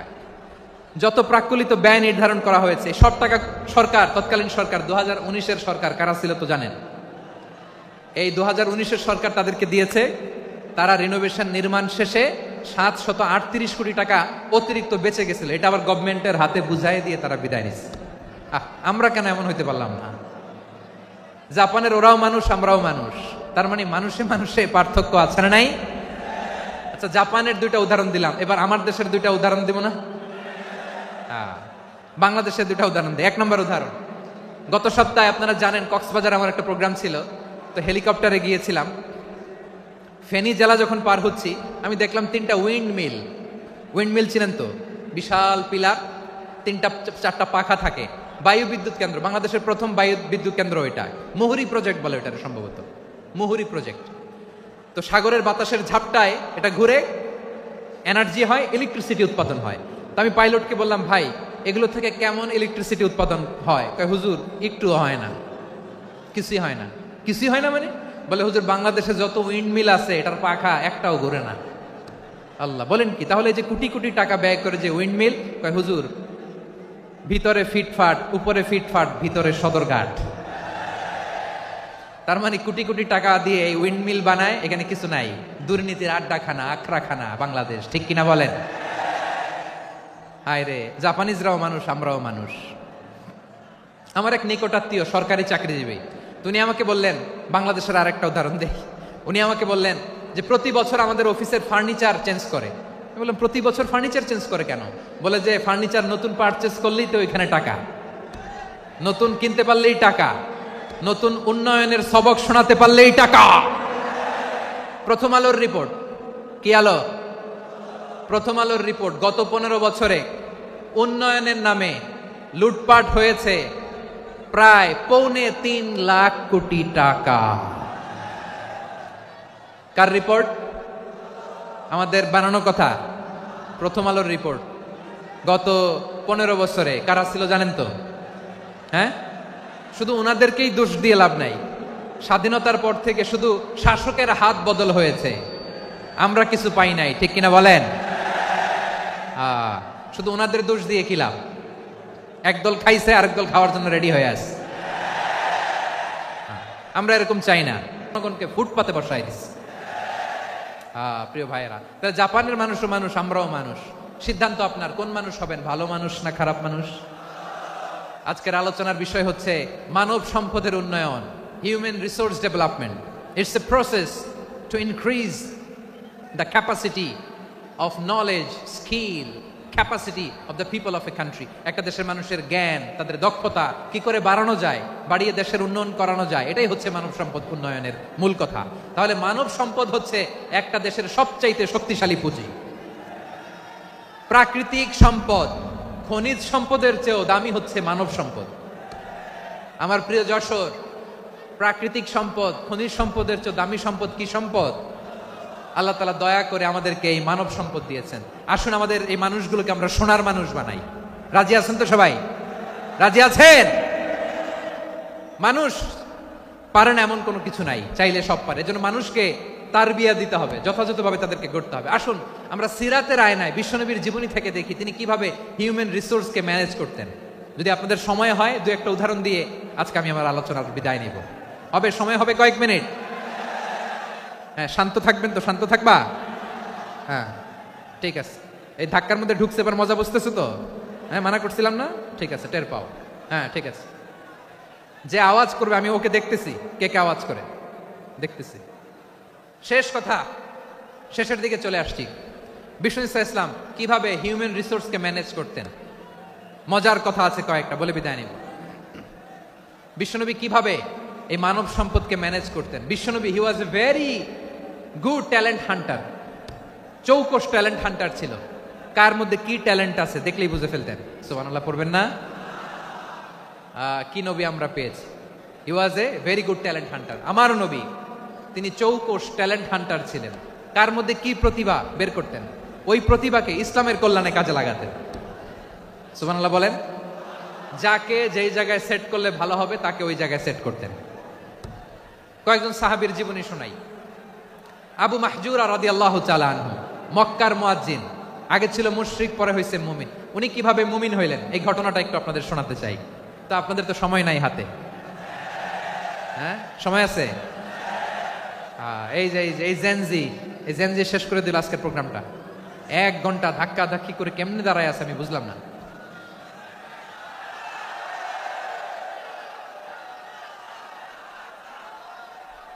না না, তাকবির না, তাকবির না, চুপ করতে হবে। What I need you stop, just shut up, চুপ। হ্যাঁ ঠিক আছে, এভাবে। আবু মাহজুরা রাদিয়াল্লাহু তাআলা আনহু কিভাবে মুসলিম হলেন আওয়াজ করে শুনেন। হুনাইনের যুদ্ধ 8ম হিজরি, বিষ্ণু ঈসা ইসলাম হুনাইনের যুদ্ধ শেষে ফিরতেছেন, পথিমধ্যে বেলাল রাদিয়াল্লাহু তাআলা আনহু, এই যে আবার কথা, আই রে আল্লাহ রে, এখানে ধাক্কা ধাক্কি কেন? চলে যাও, পেছনে যাও, যাও পেছনে যাও। কি আজীব তামাশা, যেখানে যায় এখানে ধাক্কা ধাক্কি, মারামারি, গায়ের উপরে কাঁধের উপরে শাউটিং। অনেক গুরুত্বপূর্ণ কথা পয়েন্ট করে নিয়ে আসে যে বলবো, এই শাউট করার কারণে প্রোগ্রামটাই নষ্ট করে দেয়। আসছে আমার ভালোবাসা দেখাইতে, প্রোগ্রামটাই শেষ করে দিয়ে চলে যায়। স্টপ, আবার কথা বল, স্টপ। হুনাইনের যুদ্ধে 8ম হিজরি, কত হিজরি সবাই বলেন না একটু, কত হিজরি? 8ম হিজরিতে হুনাইনের যুদ্ধে রাসূল সাল্লাল্লাহু আলাইহি ওয়াসাল্লাম ফিরে আসতেছেন মদিনায়। পথিমধ্যে বেলাল রাদিয়াল্লাহু তাআলা আনহু আজান দিচ্ছেন। কি দিচ্ছেন? তো পাশে ছিল মুশরিকদের একটা পল্লী, কিছু মুশরিক তরুণ, কিছু অমুসলিম কিশোর, তারা আজানকে ব্যঙ্গ করতেছে, আমাদের বাংলায় মুখ ভেঙ্গানো বলে আর কি। বেলাল রাদিয়াল্লাহু তাআলা আনহু আজান দিচ্ছেন, ওই বাচ্চাগুলো মুশরিক তো, ওরা আজানকে ব্যঙ্গ করতেছে, বিকৃতি করে ওরাও আজান দিচ্ছে। উদ্দেশ্য হচ্ছে আজানকে নিয়ে ঠাট্টা করা। উদ্দেশ্য কি? ঠাট্টা করা। ব্যাপারটা মনে কষ্ট পাওয়ার মতো ব্যাপার না? কিন্তু বিশ্বনবী ওইখানে দেখেন কি খুঁজলেন। বিশ্বনবী খেয়াল করলেন অমুসলিম কিশোরদের মধ্য থেকে একটা কিশোরের গলাটা বড় দরাজ গলা, কণ্ঠটা বড় সুন্দর। খেয়াল করে দেখলেন যে কিছু কিশোর বেলালের আজানকে ব্যঙ্গ করে, বিকৃতি করে, কিন্তু একজনের কণ্ঠ দেখতে পাচ্ছেন না এত দূরে, কিন্তু কণ্ঠটা বড় সুন্দর, দরাজ গলা। বিশ্বনবী সাহাবীদেরকে বললেন, ধরো এগুলারে, ধরো। সবগুলারে ধরে বিশ্বনবীর সামনে আনা হলো, ওরা হাঁটু গেড়ে বসলো। বিশ্বনবী বললেন, তোমাদের মধ্যে কে যেন ব্যঙ্গ করে আজান দিচ্ছিল, তার গলাটা বড় উঁচু, গলার বেসটা বড় মজবুত, মেলোডিয়াস, সুমধুর কণ্ঠ, কে? আবু মাহজুরা বলে, আমার বন্ধুরা সবাই আমার দিকে আঙ্গুল দেখায়, আমি পড়ে গেছি বিপদে। রাসূল সাল্লাল্লাহু আলাইহি ওয়াসাল্লাম বাকি অমুসলিম তরুণদেরকে ছেড়ে দিলেন, বললেন তোমরা যাও। এবার আবু মাহজুরারে পাইছে। আবু মাহজুরার চুলের মধ্যে হাত দিলেন বিশ্বনবী, মাথায় হাত দিয়ে বললেন, এবার আজান দাও দেখি। আবু মাহজুরা বলে, আমি তো আজান দিতে জানি না, কারণ আমি তো বেলালেরটা শুইনা দিছি, আমার তো মুখস্থ নাই, আমি তো আজান দিতে জানি না। বিশ্বনবী বললেন, জানো না? তাহলে আসো আমি তোমারে শিখাই দেই। সুবহানাল্লাহ পড়েন। আবু মাহজুরা হাঁটু গেড়ে বসে, বিশ্বনবীর মোবারক হাত আবু মাহজুরার চুলের মধ্যে। বিশ্বনবী আজানের মুআল্লিম, আবু মাহজুরাকে বলতেছে, ঠিক আছে তোমারে শিখাই দিচ্ছি, আমি যা যা বলবো আমার সাথে সাথে বলো, পারবা? আবু মাহজুরা বলে, পারবো। বিশ্বনবী আজান দিচ্ছেন মাথায় হাত দিয়ে, আল্লাহু আকবার, আল্লাহু আকবার। আবু মাহজুরা এই বাক্যটা পড়লেন। বিশ্বনবী দ্বিতীয় বাক্য পড়তে আরম্ভ করলেন, আল্লাহু আকবার, আল্লাহু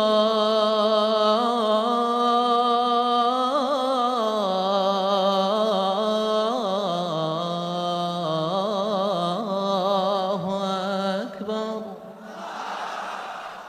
আবু মাহজুরা এই বাক্যটাও বললেন। বিশ্বনবী আবু মাহজুরার মাথার মধ্যে হাত দিয়ে তৃতীয় বাক্য বললেন, আশহাদু আল্লা ইলাহা ইল্লাল্লাহ,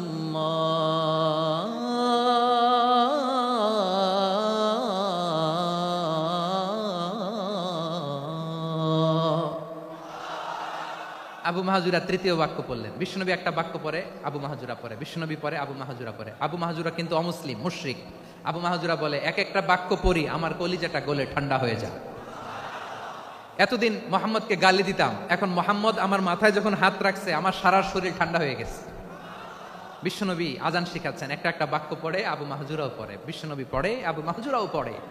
পুরো বাক্যগুলো যখন শেষ, আজান শেষ, আবু মাহজুরাও যখন পুরো আজান পড়লেন, আবু মাহজুরা বললেন, এতদিন মোহাম্মদের চেহারা দেখলে আমার ঘৃণা লাগতো, আজ থেকে মোহাম্মদের চেহারার চেয়ে প্রিয় চেহারা আমার কাছে নাই।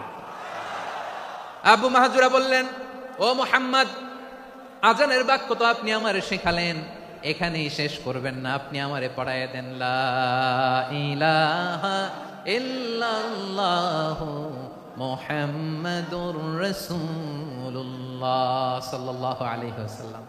বিশ্বনবীর সাথে দাঁড়িয়ে উনি শাহাদা পড়ে মুসলমান হয়ে গেলেন। এবার আবু মাহজুরা বলে, ইয়া রাসূলুল্লাহ, ইয়া হাবিবাল্লাহ, আমি মুমিন হয়েছি, মুসলমান হয়েছি, আপনার কাছ থেকে আজান শিখার সৌভাগ্য আমি লাভ করেছি গো নবী।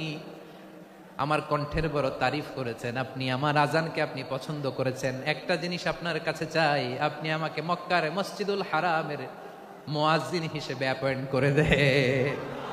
বিষ্ণু ইসা ইসলাম বললেন, যাও আবু মাহজুরা, আমি তোমাকে পৃথিবীর শ্রেষ্ঠতম মসজিদ মক্কার মসজিদুল হারামের মুয়াজ্জিন হিসেবে অ্যাপয়েন্ট করে দিলাম।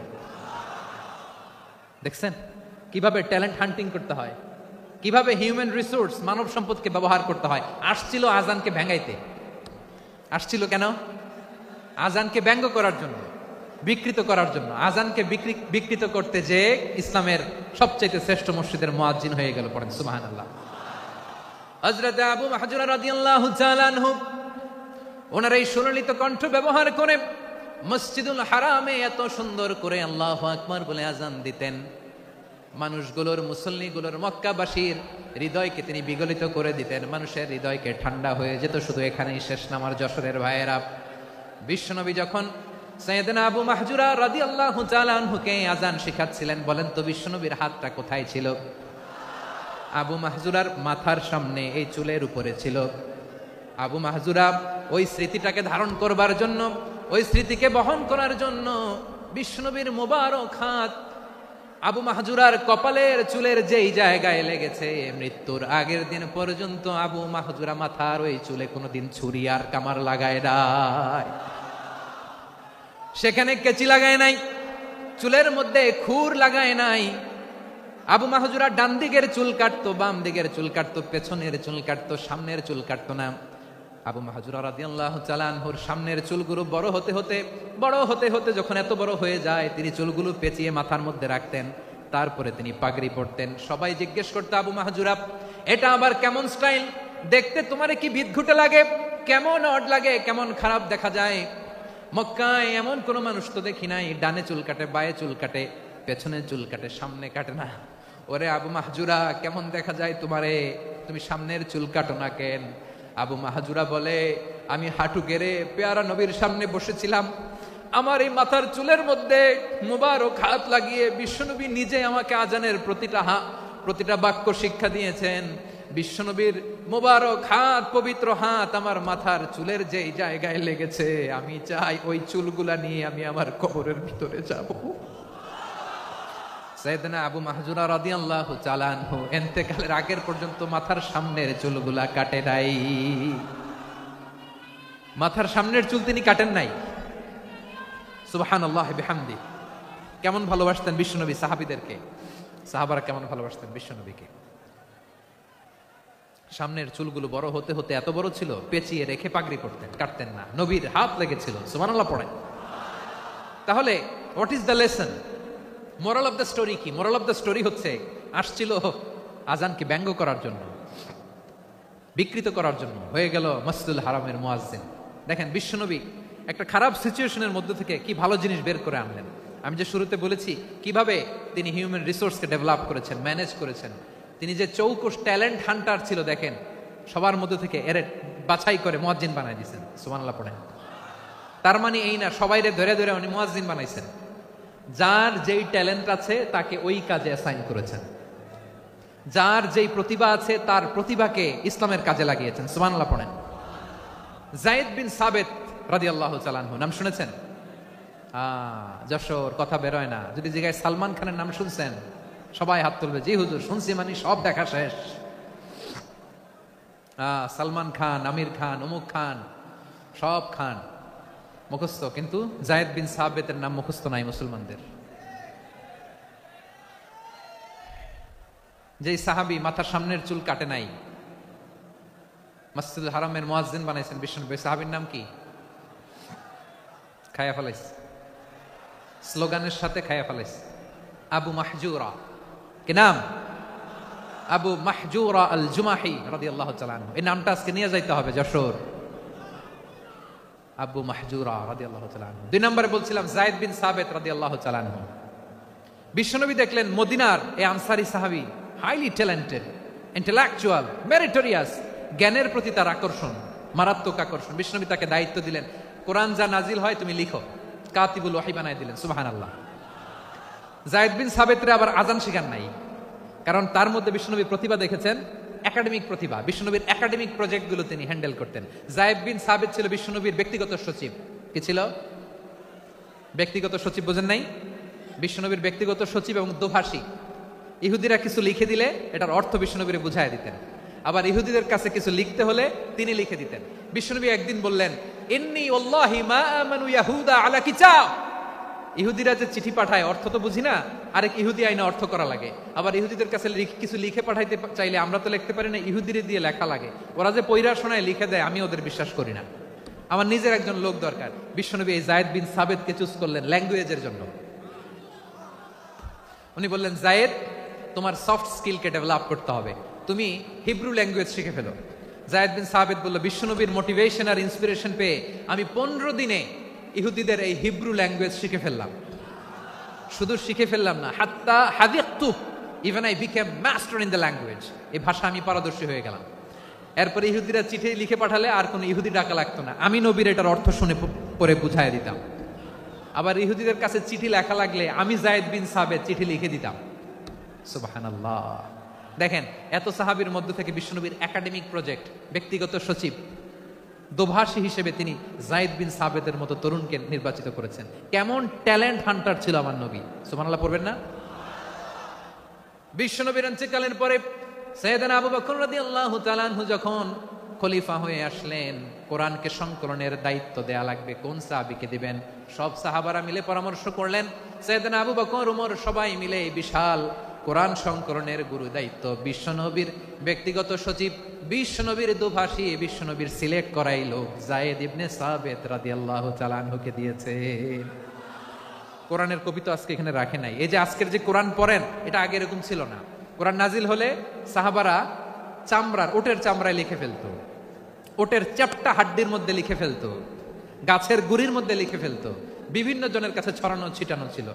আবু বকর রাদিয়াল্লাহু তাআলা আনহু একসাথে করলেন, পরবর্তীতে উসমান রাদিয়াল্লাহু তাআলা আনহু একসাথে করলেন 114 সূরার। এখন এই মুসহাফ, এই কম্পাইলেশন, এই কপি আমরা পেয়েছি, যার হিউজ কন্ট্রিবিউশন ছিল। এই পুরো কোরআন কম্পাইলেশনের প্রজেক্ট ম্যানেজার ছিল যায়েদ বিন সাবিত রাদিয়াল্লাহু তাআলা আনহু।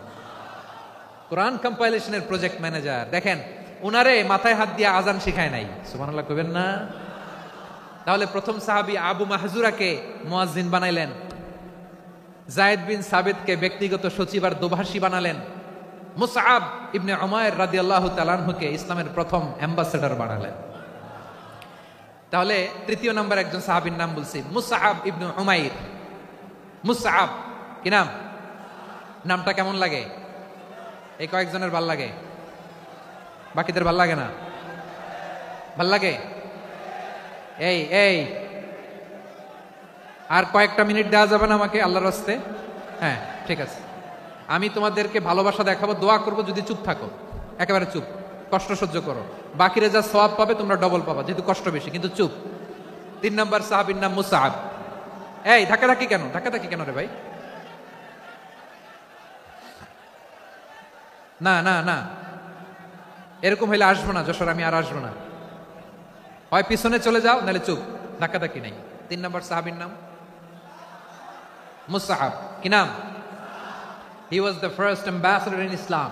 ইসলামের প্রথম ডিপ্লোম্যাট, প্রথম কূটনৈতিক, ইসলামের প্রথম কূটনৈতিক, ইসলামের প্রথম ডিপ্লোম্যাট, প্রথম অ্যাম্বাসেডর মুসআব ইবনে উমাইর। মক্কার তরুণ যুবক, উনি পারফিউম লাগাইলে মানুষ দেখলেই বুঝতো এটা মুসআব লাগাইছে। এমন ড্যাশিং ফেসের ছিল, এমন স্মার্ট ড্যাশিং ফেস, এমন পার্সোনালিটির মানুষ ছিল মুসআব রাদিয়াল্লাহু তাআলা আনহু। কারণ যিনি ইসলামের স্পোকম্যান হবেন, মুখপাত্র হবেন, তার স্মার্ট হওয়ার দরকার আছে না নাই? আকাবার প্রথম শপথ যখন হলো, তাদের সাথে বিষ্ণু ঈসা ইসলাম মদিনাতে একজন মুখপাত্র পাঠালেন, ডিপ্লোম্যাটকে পাঠালেন, অ্যাম্বাসেডর অফ ইসলাম। তিনি হচ্ছেন মুসআব ইবনে উমাইর। পড়েন সুবহানাল্লাহ। বিশ্বনবী দেখলেন সে অনেক স্মার্ট, তার ডেডিকেশন আছে, সিনসিয়ারিটি আছে। এবং মদিনায় যে আউস খাজরাজ গোত্রের নেতাদের সাথে ডিল করতে হবে, ইহুদিদের সাথে ডিল করতে হবে, ওখানে একজন পাক্কা জানু খেলোয়াড়ের দরকার আছে না নাই? মুসআব ইবনে উমাইর রাদিয়াল্লাহু তাআলা আনহু, ওনাকে বিষ্ণু ইসা ইসলাম চুজ করলেন। এবং বিষ্ণু ইসা ইসলামের এই চুজিংটা, এই সিলেকশনটা এত সুন্দর ছিল, তিনি মদিনাতে যে বিশ্বনবী আসার আগেই মদিনার জমিনকে তিনি উর্বর করে ফেলছেন। প্রতিটা ঘরে ঘরে কালিমার দাওয়াত তিনি পৌঁছায় দিচ্ছেন। জুমার বিধান নাজিল হয়েছে, কিন্তু মক্কায় পরিবেশ নাই জুমা পালনের। বিষ্ণু ইসা ইসলাম একজনকে দিয়ে খবর পাঠালেন, যাও মদিনায় মুসাবকে যে বলো, মুসাব তো আমার শিক্ষক, আমার স্পোকম্যান, মদিনাতে যেন তারা জুমা কায়েম করে। বিশ্বনবীর আগেই মুসাব মদিনার মুসলিমদেরকে নিয়ে মদিনায় প্রথম জুমা কায়েম করে ফেলছে। কোন সুবহানাল্লাহ। ডিপ্লোম্যাটদের কেমন হইতে হয়, অ্যাম্বাসেডারের কেমন হইতে হয়, মুসআব রাদিয়াল্লাহু তাআলা আনহুর কাছ থেকে শিখে নাও। মুসাব নামটা কেমন লাগে? যশোর যাদের সন্তান হবে, ছেলে সন্তান, আমার রাস্তায় পাইলে সবাই জিজ্ঞেস করে, হুজুর একটা নাম দেন, আমার ছেলে হবে। যশোরবাসীর জন্য আমি একটা নাম দিয়ে দিলাম, নাম রাখতে হবে মুসআব। কি নাম? নামটা যাদের ভাল লাগে, ছেলে সন্তান অনাগত আসবে, মনে চাইলে নাম রেখে দিবেন মুসআব রাদিয়াল্লাহু তাআলা আনহুর নামে মুসআব। তাহলে মুসআব রাদিয়াল্লাহু তাআলা আনহুকে বিশ্বনবী ল্যাঙ্গুয়েজ শিখান নাই, সফট স্কিল শিখান নাই। যায়েদ রাদিয়াল্লাহু তিনি হিব্রু ল্যাঙ্গুয়েজ শিখেছেন, সুরিয়ানি শিখেছেন, কিন্তু মুসআবকে তিনি বানিয়েছেন the spokesman of Islam, the first diplomat, the ambassador of Islam. সুবহানাল্লাহ পড়বেন না? আব্দুল্লাহ ইবনে আব্বাস রাদিয়াল্লাহু তাআলা আনহু বিশ্বনবীর কাজিন, চাচাতো ভাই।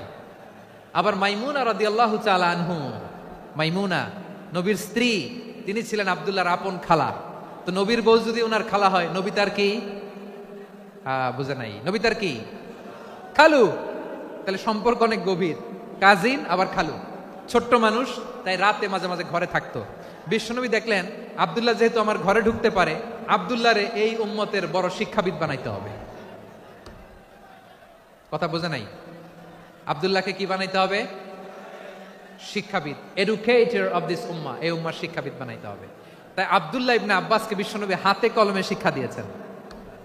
আহারে, আর এরপরে যে কি ভাষা আসবে তোমাদের জন্য আমার মুখ থেকে আমি নিজেও জানি না। 1 ঘন্টা যাবত ধাক্কা ধাক্কি মারামারি। তো আসতে বলছে কে তোমাকে? পেছনে চলে যাও, জায়গা না পেলে। পুরো প্রোগ্রামটাই নষ্ট করে দিল। জি, আমার দিকে তাকান, আমি শেষ করে দিচ্ছি। হবে না, ইন্টেলেকচুয়াল আলোচনা এখানে হবে না, আমি বুঝতে পারছি, আমি শেষ করে দিচ্ছি। আব্দুল্লাহ ইবনে আব্বাস রাদিয়াল্লাহু তাআলা আনহু, মনোযোগ দিয়ে কয়েকটা মিনিট শুনুন, আমি এখনই শেষ করে দিচ্ছি। এরপর আওয়াজ করবে, এই যে এগুলো কি আমি বুঝলাম না। আমি বললাম না সব করা যাবে, বসে যাও, শুয়ে যাও, চলে যাও, আওয়াজ করা যাবে না। অন্যকে বসো এটাও বলার দরকার নেই, জাস্ট এদিকে তাকাও। আল্লাহ। আব্দুল্লাহ ইবনে আব্বাস রাদিয়াল্লাহু তাআলা আনহু, ওনাকে বিশ্বনবী হাতে কলমে শিক্ষা দিয়েছেন, যেহেতু উম্মতের শিক্ষাবিদ হবেন, এডুকেটর হবেন। তো বিশ্বনবী রাতে যখন তাহাজ্জুদ পড়তেন, ছোট্ট আব্দুল্লাহ ঘরে থাকতো। বুঝতে পেরেছেন? ছোট্ট মানুষ তো ঘরে থাকতো। তো বিশ্বনবী তাহাজ্জুদের জন্য একবার দাঁড়িয়েছেন, ছোট্ট আব্দুল্লাহ ওযু করে দাঁড়াইছে। আচ্ছা বলেন তো, ইমাম আর মুসল্লি মোট যদি 2 জন হয়, একজন ইমাম একজন মুসল্লি, তো মুসল্লি ইমামের কোন দিকে দাঁড়াবে? ডানে দাঁড়াবে। ছোট্ট আব্দুল্লাহ বুঝে নাই, বিশ্বনবী তাহাজ্জুদ শুরু করেছেন, উনি একতেদা করছেন আর দাঁড়াইছেন বায়ে। কোথায় দাঁড়িয়েছেন? আব্দুল্লাহ বলেন, যখন আমি বায়ে দাঁড়ালাম, আখাযা রাসূলুল্লাহ সাল্লাল্লাহু আলাইহি ওয়াসাল্লাম উযুনি আল ইউমনা ইয়াফতিলুহা, বিশ্বনবী নামাজরত অবস্থায় আমার কান ধরে টেনে আমার ডান দিকে এনে দাঁড় করায় দিলেন। পড়েন সুবহানাল্লাহ। দেখেন, হাতে কলমে শিক্ষা। আর জীবনে ভুলাবে? কথা কয় না, আর ভুলাবে? আর ভুল হবে না।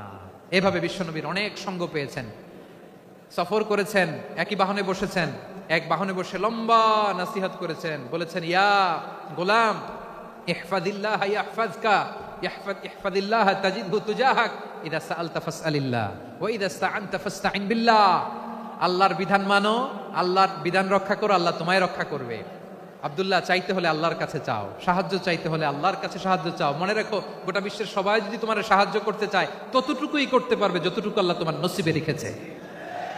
গোটা বিশ্ব যদি তোমার বিরুদ্ধে ষড়যন্ত্রে দাঁড়িয়ে যায়, ক্ষতি ততটুকু করতে পারবে যতটুকু তোমার জন্য বরাদ্দ আছে, এর বাইরে কিছু করতে পারবে না। আওয়াজ করে বলেন ঠিক কিনা? এভাবে হাতে কলমে শিখিয়েছেন, বিশ্বনবীর সঙ্গ পেয়েছেন।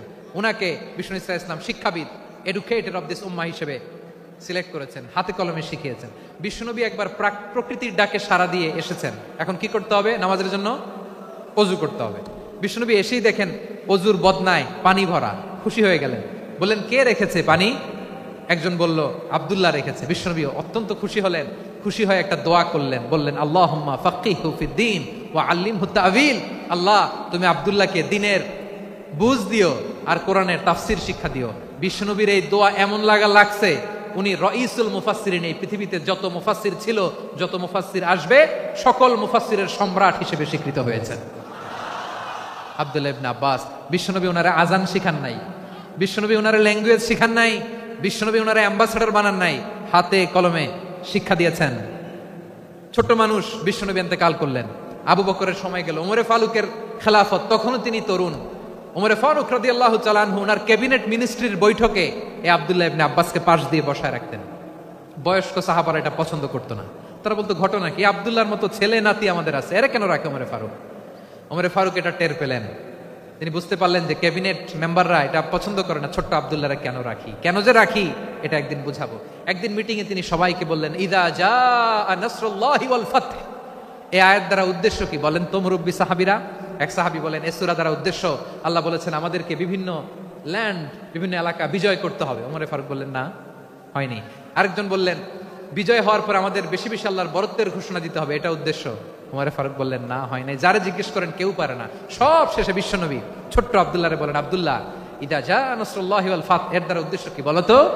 ছোট্ট আব্দুল্লাহ বলেন হুয়া আজালু রাসূলিল্লাহ। এই আয়াত দ্বারা বিশ্বনবীর বিদায়কে উদ্দেশ্য নেওয়া হয়েছে। ওমরে ফারুক বলেন হাযা হুয়া, এটাই তো সঠিক উত্তর, এটাই সঠিক তাফসীর এই আয়াতের। কারণ ইদা জাআ নাসরুল্লাহি ওয়াল ফাতহ, যখন আল্লাহর সাহায্য আর বিজয় আসবে, ওয়া রাআইতান নাসা ইয়াদখুলুনা ফি দীনিল্লাহি আফওয়াজা, আপনি দেখবেন দলে দলে ঢলে ঢলে বানের পানির মতো মানুষ ইসলামের দিকে ঢুকতেছে, ইসলামের বিজয় হয়েছে। তো ইসলামের বিজয়ের মিশন নিয়ে নবী আসছে, বিজয়ী যখন হয়ে গেছে এখন তো নবীর বিদায় হবে। জোরে বলেন ঠিক কিনা? কোন সাহাবী এই সূক্ষ্ম কথাটা ধরতে পারে নাই, ওই আব্দুল্লাহ ছাড়া। আব্দুল্লাহ যখন উত্তর দিছে সব সাহাবীদের টনক নড়েছে। এরপর থেকে কোনো ক্যাবিনেট মিটিং এ আর কোনো সাহাবারা কোনো প্রশ্ন করে নাই, আওয়াজ করে পড়েন সুবহানাল্লাহ। বিশ্বনবী আব্দুল্লাহ ইবনে আব্বাসকে দ্য এডুকেটর অফ দ্য উম্মাহ, উম্মার শিক্ষাবিদ হিসেবে গ্রহণ করেছেন। আওয়াজ করে পড়তে হবে আল্লাহু আকবার। সাহাবীদের নামগুলো মনে থাকবে? এক নম্বরে আবু মাহজুরা, মুয়াজ্জিন বানাইছেন। যায়েদ ইবনে সাবিত, দোভাষী, ট্রান্সলেটর অফ প্রফেট, এবং তিনি ছিলেন বিশ্বনবীর ব্যক্তিগত সচিব। Musab Ibne Umair, the first ambassador and diplomat of Islam. Abdullah Ibne Abbas, এই উম্মার সবচেয়ে বড় এডুকেটর, শিক্ষাবিদ। আরেকজন ছিল আব্দুল্লাহ ইবনে মাসউদ রাদিয়াল্লাহু তাআলা। দুই আব্দুল্লাহ, আব্বাস গেল, আরেকজন হচ্ছে মাসউদ। মক্কার তরুণ, ছাগল পালতো মুশরিকের। বিশ্বনবী আর আবু বকর রাদিয়াল্লাহু তাআলা আনহু একবার গেলেন, যে দেখে এই তরুণ দাঁড়ায় আছে। বিশ্বনবী বলেন আমি খুব ক্ষুধার্ত, তোমার কাছে কি দুধ আছে ছাগলের? আব্দুল্লাহ আছে, ওয়ালাকিন আনা মু'তামান, যে দুধ আছে এটা আমানতের, আমি দিতে পারবো না। বিশ্বনবী এইটা শুনেই তারা টার্গেট করে ফেলছে। আনা মু'তামান, দুধ আছে কিন্তু এটা আমার মালিকের, আমি তো দরদ দেখাই, আমার মালিকের দুধ আপনি পথিক, আপনারে দিতে পারি না। বিশ্বনবী টার্গেট করে ফেলছেন, এর আমার কাজে লাগাইতে হবে। বিশ্বনবী বলেন আচ্ছা ঠিক আছে দুধ দিও না, কিন্তু এমন ছাগি আছে কিনা যেই ছাগির সাথে কোনো ছাগলের মিলন হয় নাই, তার ওলানে দুধও আসে নাই, বাচ্চাও নাই, এরকম ছাগির থেকে যদি আমি দুধ খাই তাহলে তো সমস্যা নাই। বলতেছে এরকম ছাগির থেকে দুধ খাইলে সমস্যা নাই, কারণ এরকম ছাগির ওলান থেকে দুধ আসবেও না। বলতেছে ঠিক আছে এরকম একটা ছাগি নিয়ে আসা হলো।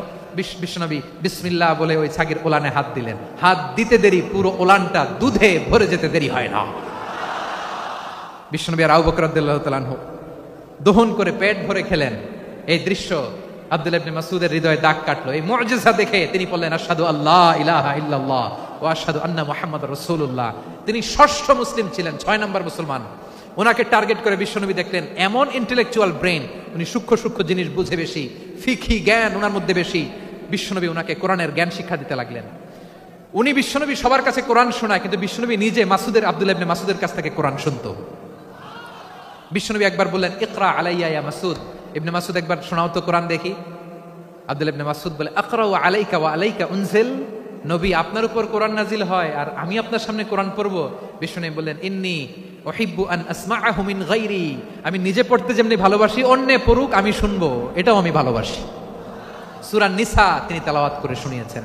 এমন সূক্ষ্ম সূক্ষ্ম বিষয় বিশ্বনবী উনাকে ধরিয়ে দিয়েছেন, উনি হয়ে গিয়েছেন আব্দুল্লাহ ইবনে আব্বাস হয়েছেন রাইসুল মুফাসসিরিন, উনি হয়ে গিয়েছেন ফাকিহুল উম্মাহ। উনার চাইতে বড় ফকি এই পৃথিবী আর দেখবে না। চিল্লায় বলেন সুবহানাল্লাহ। উনি বলতেন ওয়াল্লাহি ওয়াল্লাহি ইল্লাযী লা ইলাহা গায়রু মা উনজিলাত সূরাতুন ইল্লা ওয়া আনা আ'লামু আইনা উনজিলাত ওয়া ফীমা উনজিলাত। বিশ্বনবী এমন ভাবে কোরআনের দার্স আমাকে দিয়েছেন, কোরআনে যত সূরা নাজিল হয়েছে, যেখানে নাজিল হোক না কেন আমি জানি এটা কোথায় নাজিল হয়েছে এবং কোন প্রেক্ষাপটে নাজিল হয়েছে। এমন একটা সূরা নাই যে সূরার কোথায় নাজিল হয়েছে আমি মাসুদের জানা নাই, কোন প্রেক্ষাপটে নাজিল হয়েছে আমার জানা নাই। এরকম ঘটবে না। চিল্লায় বলেন আল্লাহু আকবার। এই আব্দুল্লাহ ইবনে মাসউদ রাদিয়াল্লাহু তাআলা আনহু ওমর ফারুকের সময় কুফার চিফ জাস্টিস ছিলেন। কুফা নগরীর চিফ জাস্টিস। চিফ জাস্টিস বুঝেন নাই? বিচারপতি। কি ছিলেন? সবাই বলে নাই কি ছিলেন? বিচারপতি ছিলেন। এবং ওনার যে ফিকহি জ্ঞানের ধারা, এটাই আলকামা, ইব্রাহিম আন-নাখাই, হাম্মাদ ইবনে সুলাইমান হয়ে ইমাম আবু হানিফা পর্যন্ত পৌঁছেছে। এবং ওনার ফিকহি জ্ঞানের ধারাই হানাফি মাযহাবে অ্যাকসেপ্ট হয়েছে। আজও এগুলো হানাফি মাযহাবে চর্চিত হয়। হানাফি মাযহাবের সব ফিক আব্দুল্লাহ ইবনে মাসউদের ফিকহি জ্ঞানের ধারা থেকে নেওয়া হয়েছে। চিল্লায় পড়েন সুবহানাল্লাহ। তাহলে উনাকে বিশ্বনবী বানিয়েছেন জুরিস্ট, আইনবিদ, ফকিহ। উনারে আজান শিখান নাই। হিউম্যান রিসোর্স ডেভেলপমেন্ট কিভাবে করবেন, মানব সম্পদের উন্নয়ন কিভাবে করতে হয়, কিভাবে যার যেখানে প্রতিভা কাজে লাগাতে হয় উনি দেখিয়েছেন। সুবহানাল্লাহ পড়বেন না? খালিদ বিন ওয়ালিদ নাম শুনছেন? কে কে শোনেন নাই হাত তোলেন। কি ছিলেন? বীর যোদ্ধা ছিলেন খালিদ বিন ওয়ালিদ। কিন্তু তিনি ইসলাম ধর্ম গ্রহণ করেছেন অনেক দেরিতে, 8ম হিজরিতে। তার মানে 8ম হিজরির আগে উনি মুশরিকদের পক্ষে লড়াই করেছেন। ওনার হাতে কত মুসলিম সাহাবী যে নিহত হয়েছে হিসাব নাই। বিশ্বনবী টার্গেট করে রাখছে, তুমি আমাদের মুসলিমদের এত ক্ষতি করলা, তুমি যখন মুসলমান হবা তোমার দিয়ে আমি এমন কাম করামু যে এটা আর কেউ করতে পারবে না। সুবহানাল্লাহ নাই? যশোর ক্লান্ত হয়ে গেছে।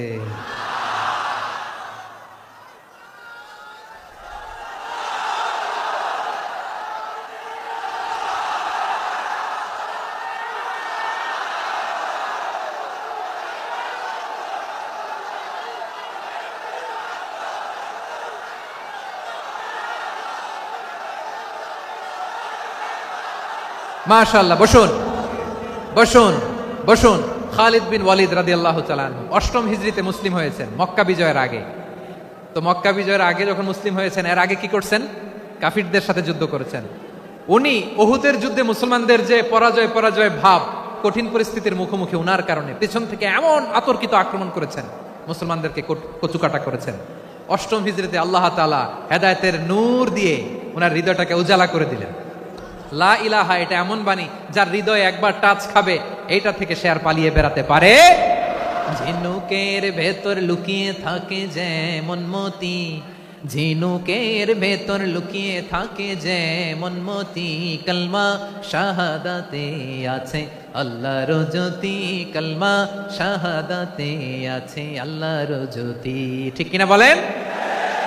মক্কা বিজয়ের আগে মুসলিম হলেন, হওয়ার পরেই বিশ্বনবীর টার্গেট ফুলফিল হলো। ওই যে টার্গেট করে রেখেছেন আর দোয়া করেছেন, খালিদ বিন ওয়ালিদ যদি মুসলিম হয় তাকে আমি মিলিটারি চিফ বানাবো। ওনাকে আজান শিখান নাই, ওনারে কান ধইরা নামাজের এই মাথা থেকে ওই মাথা আনান নাই, ফিকহি কোরআনের সূক্ষ্ম তাফসীর ওনারে শিখান নাই, অ্যাম্বাসেডর বানান নাই। বিষ্ণু ইসলাম ওনাকে সামরিক অভিযানে প্রেরণ করেছেন। সামরিক অভিযানে তিনি প্রেরণ করেছেন। উনার জীবদ্দশায় উনার নেতৃত্বে যতগুলো যুদ্ধ হয়েছে, একটা যুদ্ধেও তিনি পরাজয় বরণ করেন নাই। ওমর ফারুকের সময়কালে তিনি চিফ অফ মুসলিম মিলিটারি, মানে মুসলিম সেনাপতি হয়েছেন। যশোর আওয়াজ করো, ঠিক কিনা বলো? সেনাপতি, মুসলিম সেনাপতি। তাহলে কিভাবে হিউম্যান রিসোর্স ব্যবহার করতে হয় গোটা বিশ্ব আমার নবীর কাছ থেকে শিখে নাও। খালিদ বিন ওয়ালিদ, ওনাকে বিশ্বনবী একটা উপাধি দিয়েছেন। উপাধিটা হচ্ছে সাইফুল্লাহিল মাসলুল, আল্লাহর নাঙ্গা তরবারি, আল্লাহর খোলা তরবারি, দ্য ওপেন সোর্ড অফ আল্লাহ। খালিদ বিন ওয়ালিদ মুসলিম সেনাপতি। হাসান বিন সাবেত নাম শুনছেন? দেখি উনি কি ছিল বলেন? রাসূলের সভা কবি, কালচারাল হিজিমনিকে ডিফিট করার জন্য। উনি ভালো অস্ত্র চালানো জানতেন না, ওই কাজে উনি যেতেন না। উনার ছিল কাব্য প্রতিভা। কাব্য প্রতিভা, কাফিররা কবিতা দিয়ে নবীকে গালি দিত। বিশ্বনবী বলতেন, ইয়া হাসান আজিব আন রাসূলিল্লাহ, তুমি নবীর হয়ে কাফেরদের এই কথাগুলোর জবাব দাও। বিশ্বনবীর একটা মিম্বার ছিল, বিশ্বনবীর মিম্বারের পাশাপাশি মসজিদে নববীতে এই হাসান বিন সাবিতের জন্য বিশ্বনবী একটা স্পেশাল মিম্বার বানিয়ে দিয়েছেন। এখান থেকে তুমি জবাব দাও। এবং বিশ্বনবী বলেছেন, আল্লাহুম্মা আইয়িদহু বিরূহিল কুদুস, আল্লাহ হাসান আমার পক্ষে জবাব দেয়, তুমি জিব্রাইল মারফত তাকে সাহায্য পাঠাইয়া দিও। রাসূল সাল্লাল্লাহু আলাইহি ওয়াসাল্লামের সভা কবি, the poet of the prophet, নবীর কবি। উনি কবিতা দিয়ে, এমন উচ্চাঙ্গের ভাষায় কবিতা দিয়ে তিনি জবাব দিতেন, কাফিরদের গা শিহরে যেত, তাদের হৃদয়ে আগুন ধরে যেত। তাহলে এরকম কবিরও দরকার আছে না নাই? এখন যাকে আল্লাহ দিছে কাব্য প্রতিভা, এরা যদি আপনি যুদ্ধের ময়দানে পাঠান হবে? যারে দিছে সুরেলা গলা, এরা যদি অ্যাম্বাসেডর বানান হবে না। হাসান বিন সাবিত ছিলেন বিশ্বনবী সাল্লাল্লাহু আলাইহি ওয়াসাল্লামের কবি। হুযায়ফা ইবনুল ইয়ামান বিশ্বনবীর গোয়েন্দা বিভাগের প্রধান। কিসের প্রধান? হুযায়ফা ইবনুল ইয়ামান, ওনার ছিল ডিটেকটিভ মাইন্ড, ডিটেকটিভ মাইন্ড, গোয়েন্দা বিভাগের প্রধান। এবং উনি হচ্ছেন সাহিবু সিররি রাসূলিল্লাহ, রাসূল সাল্লাল্লাহু আলাইহি ওয়াসাল্লামের গোপন তথ্যের ধারক বাহক। নবীর যেই কথা কেউ জানে না, সব হুযায়ফার পেটের ভিতরে ছিল। সুবহানাল্লাহ পড়েন। মদিনার যত ইহুদিদের একটা লিস্ট ছিল, এই লিস্ট শুধু দুইজন জানতো, বিশ্বনবী আর হুযায়ফা। সুবহানাল্লাহ পড়বেন না? তাহলে ওনাকে কোন দায়িত্ব দিছে? কোন বিভাগ? যশোর, আওয়াজ করো, কোন বিভাগ? গোয়েন্দা বিভাগের হেড ছিল। খন্দকের যুদ্ধে প্রচন্ড আজকের মতো শৈত্য প্রবাহ, মাটি খনন করতে করতে সাহাবীদের পেটে ক্ষুধা নাই, দাঁড়াইতে পারে না নামাজের জন্য, এত ক্লান্ত, ক্ষুধা, ক্লান্ত, শ্রান্ত। বিশ্বনবী বললেন, কে আছো? এই কঠিন শীত, এই ভয় আর ক্ষুধার মধ্যেও খন্দকের পরীক্ষার টপকে শত্রু শিবিরে যে আমাকে তথ্য দিবা, কে আছো? কারো গায়ে শক্তিই নাই যে দাঁড়াবে, কেউ দাঁড়ায় না। বিশ্বনবী তখন নিজে হুযায়ফাকে ডাক দিলেন, হুযায়ফা, যে আমাকে আজকে শত্রু শিবিরের তথ্য এনে দিবে, সে জান্নাতে আমার মোরাফাকা, আমার সঙ্গী হবে। হুযায়ফা রাদিয়াল্লাহু ইবনুল ইয়ামান জীবনের ঝুঁকি নিয়ে এই ক্ষুধা, শৈত্য প্রবাহ, কোল্ড ওয়েভসকে উপেক্ষা করে পরীক্ষা টপকে শত্রু শিবিরে যে সবার কথাগুলো চুপে চুপে শুনে বিশ্বনবীর দরবারে এসে গোয়েন্দাদের মতো তথ্য সরবরাহ করেছে। বিশ্বনবীর গোয়েন্দা বিভাগের প্রধান হুযায়ফা ইবনুল ইয়ামান ইন্টেলিজেন্স বিভাগ চালাতেন। মুনাফিকদের নাম ওনার কাছে ছিল। মুআয ইবনে জাবাল মদিনা রাষ্ট্রের সবচেয়ে সিনিয়র আমলা ছিলেন। আমলাতন্ত্র চিনেন তো? প্রশাসনিক কাজ যারা চালায়, অ্যাডমিনিস্ট্রেশন বোঝেন না? The department of administration. মদিনার রাষ্ট্রের সিনিয়র আমলা মুআয ইবনে জাবাল মুতাখাসসিসুন ফিল হালাল ওয়াল হারাম, হালাল হারামের স্পেশালিস্ট ছিলেন। বিশ্বনবী উনাকে ইয়ামানের গভর্নর করে পাঠাইছেন। বলেছেন, ইন্নাকা তা'তি কওমান আহলা কিতাব, এমন গোষ্ঠীর কাছে যাবা ইহুদি নাসারা, আগে শাহাদা পড়লে এরপরে নামাজের দাওয়াত দিও, নামাজ পড়লে যাকাতের দাওয়াত দিও। গভর্নরের অ্যাটিটিউড যেমন থাকে তেমন অ্যাটিটিউড ধরে রেখো। সুবহানাল্লাহ পড়েন। তাহলে মুআয ইবনে জাবালকে দিয়ে বিশ্বনবী কবিতা লেখায় নাই, চিঠি লেখায় নাই, আজান দেওয়ায় নাই। সুবহানাল্লাহ পড়বেন না? সব শেষ সাহাবী বলি, আবু হুরায়রা রাদিয়াল্লাহু তাআলা আনহু, নাম শুনছেন? বিড়ালের বাবা। কি করতেন? খালি হাদিস মুখস্থ করতেন। উনি বলতেন, আলজামু রাসূলুল্লাহ আলা মিল ইবাতনি, আমার শুধু পেটের ক্ষুধার বন্দোবস্ত হইলে আমি নবীর সঙ্গ ছাড়তাম না। আমার আনসার সাহাবারা ক্ষেত খামারের কাজ করতো, আমার মুহাজির সাহাবারা ব্যবসা করতো, আর আমি নবীর সাথে সাথে থাকতাম। শুধু সকাল বিকাল দুই বেলা যদি আমার খাবারের বন্দোবস্ত হয়, আমি আর নবীর লক ছাড়ি না। সুবহানাল্লাহ কইবেন না? 5374টা হাদিস তিনি বর্ণনা করেছেন। সবচেয়ে বেশি হাদিস বর্ণনাকারী সাহাবী। হাদিস প্রিজার্ভেশনের কাজে বিশ্বনবী ওনাকে কাজে লাগিয়েছেন। উনি একদিন বলেন, ইয়া রাসূলুল্লাহ আসমাউ মিনকা কাসীরান ফালা আহফাজু, নবী অনেক কথা শুনি আমার মনে থাকে না। বিশ্বনবী বললেন, তাই? উবসুত রিদাক, তোমার চাদরটা বিছাও। আবু হুরায়রা বিছালেন, বিশ্বনবী হাত বুলায় দিলেন, এরপরে অনেক হাদিস বর্ণনা করলেন। আবু হুরায়রা বলে, তারপর থেকে বিশ্বনবী যাই বর্ণনা করে আমি শুনি আর একটাও বলি না। এখন সুবহানাল্লাহ। বিশ্বনবী ওনাকে হাদিস প্রিজার্ভেশন, নবীর এই যে লক্ষ্য হাদিস প্রিজার্ভেশনের এই দায়িত্ব দিয়েছেন সাইয়েদনা আবু হুরায়রা রাদিয়াল্লাহু তাআলা আনহুকে। প্রিয় ভাইরা, তাহলে 10 জন সাহাবীর কথা যে বললাম, আপনারা কি খেয়াল করেছেন কত বড় ট্যালেন্ট হান্টার, চৌকস ট্যালেন্ট হান্টার ছিল আমার নবী। এক একজনের এক এক ট্যালেন্ট এক এক কাজে অ্যাসাইন করেছেন, এক একজনকে এক এক দায়িত্ব দিয়েছেন, এক একজনের প্রতিভাকে এক একভাবে বিকশিত হওয়ার সুযোগ দিয়েছেন। আওয়াজ করে বলেন ঠিক কি না? এখন আমার পর্দার আড়ালে আমার মায়েরা বলবে, এতগুলো পুরুষ সাহাবীর কথা বললো, নারী সাহাবীরা কি কিছু করে নাই? হ্যাঁ, একজন নারী সাহাবীর কথা বলে মোনাজাত হবে, দোয়া ছাড়া কেউ যাব না। রুফাইদা আল আসলামিয়া রাদিয়াল্লাহু তাআলা আনহা, ওনার বাবার নাম সাআদ আল আসলামি। বিশ্বনবী কি খেয়াল করলেন দেখেন, সাআদ ছিল মদিনার বড় ডাক্তার। এই নারী সাহাবী রুফাইদা বাবার কাছ থেকে চিকিৎসা বিদ্যা শিখেছেন। যখন শিখছে, বিশ্বনবী দেখলেন আমার তো প্রতি সপ্তাহে সপ্তাহে যুদ্ধে আহত সাহাবীদের সেবা দিবে কে? বিশ্বনবী রুফাইদাকে বললেন, রুফাইদা তুমি মসজিদে নববীর পাশে একটা মেডিকেল ক্যাম্প করো। এই যে সাকিনা আদ্দিন মেডিকেলের আমার ছাত্রী বন্ধুরা, শুনে রাখো, তোমাদের আইকন হচ্ছে রুফাইদা আল আসলামিয়া। বিশ্বনবীর ডিরেকশন অনুযায়ী তিনি মসজিদে নববীর পাশে একটা মেডিকেল ক্যাম্প করলেন এবং আহত সাহাবাদের চিকিৎসা উনি ওনার টিম নিয়ে দিতেন।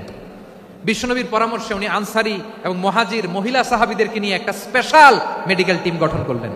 খায়বার যুদ্ধে 7ম হিজরিতে যখন বিশ্বনবী যায়, উনি ওনার টিম নিয়ে আসলেন, বললেন, ইয়া রাসূলুল্লাহ, আমরা তো তলোয়ার চালাতে পারি না, আমরা তো তীর মারতে পারি না, আপনি যদি অনুমতি দেন খায়বার অভিযানে আমি আমার টিম নিয়ে মেডিকেল টিমের সেবাটা সার্ভিসটা দিতে চাই। পড়েন সুবহানাল্লাহ। বিশ্বনবী অনুমতি দিলেন, যোদ্ধা সাহাবীদের সাথে রুফাইদা আল আসলামিয়া উনিও মেডিকেল টিম নিয়ে অগ্রসর হলেন।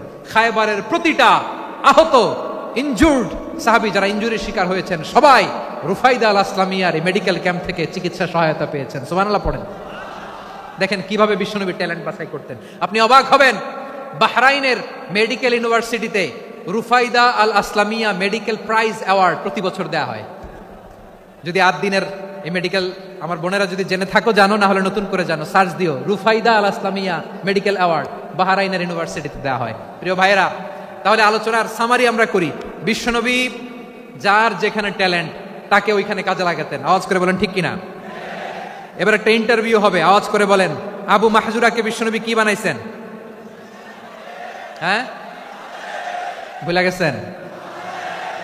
সামনের চুলে হাত দিয়ে বিশ্বনবী কি সুন্দর গলায় আজান শিখালেন। মুয়াজ্জিন। যায়েদ বিন সাবিতকে একাডেমিক প্রজেক্টের দায়িত্ব দিয়েছেন, তিনি ছিলেন বিশ্বনবীর দোভাষী ব্যক্তিগত সচিব। Musab Ibne Umair, the first ambassador of Islam. Abdullah Ibne Abbas, উম্মার বড় শিক্ষাবিদ মুফাসসির। আব্দুল্লাহ ইবনে মাসউদ ছিলেন জুরিস্ট। কি ছিলেন? জুরিস্ট ছিলেন, এই উম্মার সবচেয়ে বড় জুরিস্ট। খালিদ বিন ওয়ালিদ, সেনাপ্রধান। হাসান বিন সাবিত ছিলেন বিশ্বনবীর সভাকবি। কি ছিলেন? বিশ্বনবীর সভাকবি ছিলেন। এরপরে হুযায়ফা ইবনুল ইয়ামান কি ছিলেন? গোয়েন্দা বিভাগের প্রধান। মুআয ইবনে জাবাল কি ছিলেন? সিনিয়র আমলা, ইয়ামানের গভর্নর। আবু হুরায়রা রাদিয়াল্লাহু তাআলা আনহু হাদিস প্রিজার্ভেশনের কাজ করেছেন। আর আমাদের রুফাইদা আল আসলামিয়া রাদিয়াল্লাহু তাআলা আনহা কি ছিলেন? নার্স ছিলেন, নার্স হয়ে মেডিকেল সেবা দিয়েছেন। প্রিয় ভাইয়েরা, পুরো আলোচনার যদি সামারি করি, তাহলে বিশ্বনবী যেভাবে হিউম্যান রিসোর্সকে ম্যানেজ করেছেন, যার যেখানে প্রতিভা কাজে লাগিয়েছেন, আমরাও যদি করি, আমাদের বাংলাদেশের চিত্র আমরা পাল্টে যেতে পারবো। আমরা শুরুতে শুনেছি মানুষের আছে অসীম সম্ভাবনা, প্রতিটা মানুষ অনন্য, যত্ন নিলে, যথাযথ পরিচর্যা করলে মানুষ বিশ্ব জয় করতে পারে। ঠিক কিনা? আমাদের হাফেজে কোরআনের সামনে দাঁড়াতে পারে এমন কোন হাফেজে কোরআন আল্লাহর জমিনে জন্ম হয় নাই। গোটা বিশ্ব কাঁপিয়ে তারা সেরা, আমাদের ক্রিকেটাররা সেরা, আমাদের তৈরি পোশাক শিল্প সেরা।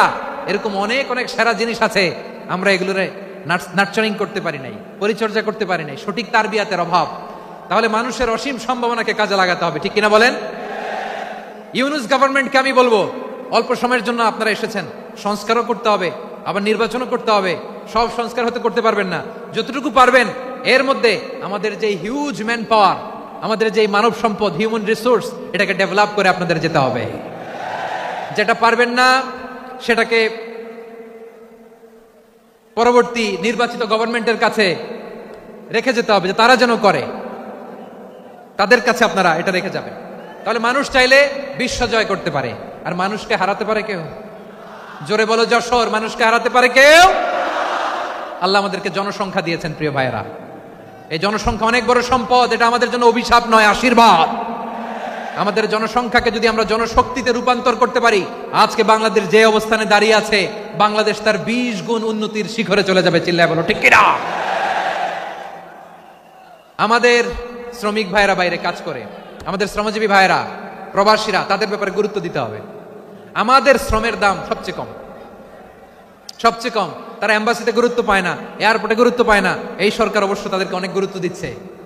আমাদের অদক্ষ শ্রমিককে যখন আমরা দুবাই পাঠাই অল্প বেতন পায়, কিন্তু ইন্ডিয়ানরা দক্ষ শ্রমিক পাঠালে তার 3 গুণ বেতন পায়। আমরা আমাদের শ্রমিকদেরকে অদক্ষ ভাবে আর পাঠাতে চাই না, দক্ষ শ্রমিক পাঠিয়ে আমরা রেমিটেন্সের বন্যা বইয়ে দেব। আমাদের শ্রমিকদের পাঠানো রেমিটেন্সের টাকায় সচল থাকে আমার দেশের অর্থনীতির চাকা। তাদেরকে সবচেয়ে গুরুত্ব দিতে হবে। আমরা পেয়েছি ফ্রিডম ফাইটার, মুক্তিযোদ্ধা, আর আমার প্রবাসী ভাইরা হচ্ছে রেমিটেন্স ফাইটার। জোরে বলো ঠিক কিনা? তাহলে আমাদের এই জনশক্তিকে জনসম্পদে ট্রান্সফর্ম করতে হবে, ঠিক কিনা বলেন? সরকার জনগণকে এইভাবে পলিশ করতে হবে। মা বাবারা ছেলে মেয়েদের মধ্যে কার কোন যোগ্যতা তাকে ওইভাবে কাজে লাগাতে হবে। সবার এ প্লাস পাওয়ার কোনো দরকার নাই। আমাদের দেশে একটা টেন্ডেন্সি আছে, পরীক্ষায় এ প্লাস না পাইলে তুই কি করলি, পাশের বাড়ির ছেলে এ প্লাস পাইছে, যা ওর পা ধোয়া পানি খা। কি খা? তা আমি ভাবছি যে পা ধোয়া, এ প্লাস পাওয়া ছেলেদের পা ধোয়া পানির একটা পানির ব্র্যান্ড বানাইতে হবে। এরকম লেখা থাকবে, এ প্লাস পাওয়া ছেলেদের পা ধোয়া পানি। খাওয়া নাই, এগুলার খাওয়া নাই। ওরে আল্লাহ এ প্লাস পাওয়ার জন্য বানাইছে, আর আপনার ছেলেকে এই এ প্লাস গুলারে নিয়ন্ত্রণ করার জন্য আল্লাহ বানাইছে। ওকে দিয়ে আল্লাহ কি করবে আপনি জানেনই না। একটা এ প্লাস, একটা এ গ্রেড একটা মানুষের জীবনকে ঠিক করে দিতে পারে না। আপনার ছেলেকে আল্লাহ অন্যদিকে যোগ্যতা দিয়েছে। ওদের মনোবল ভাঙবেন না, খবরদার, খবরদার। ছেলে মেয়েদের মনোবল ভাঙবেন না। যাকে দিয়ে যেটা হবে তাকে দিয়ে সেটা করতে হবে, তার প্রতিভাকে সেভাবে কাজে লাগাতে হবে। তাহলে বাংলাদেশ, আমাদের এই জনসংখ্যা জনসম্পদে রূপান্তরিত হবে। আমাদের সরকারের তত্ত্বাবধানে আমাদের 18 কোটি জনগণ দক্ষ জনশক্তিতে রূপান্তরিত হোক। আমরা চাই কি চাই না? আমরা ভালো মানুষ, শ্রেষ্ঠ মানুষ হতে চাই কি চাই না?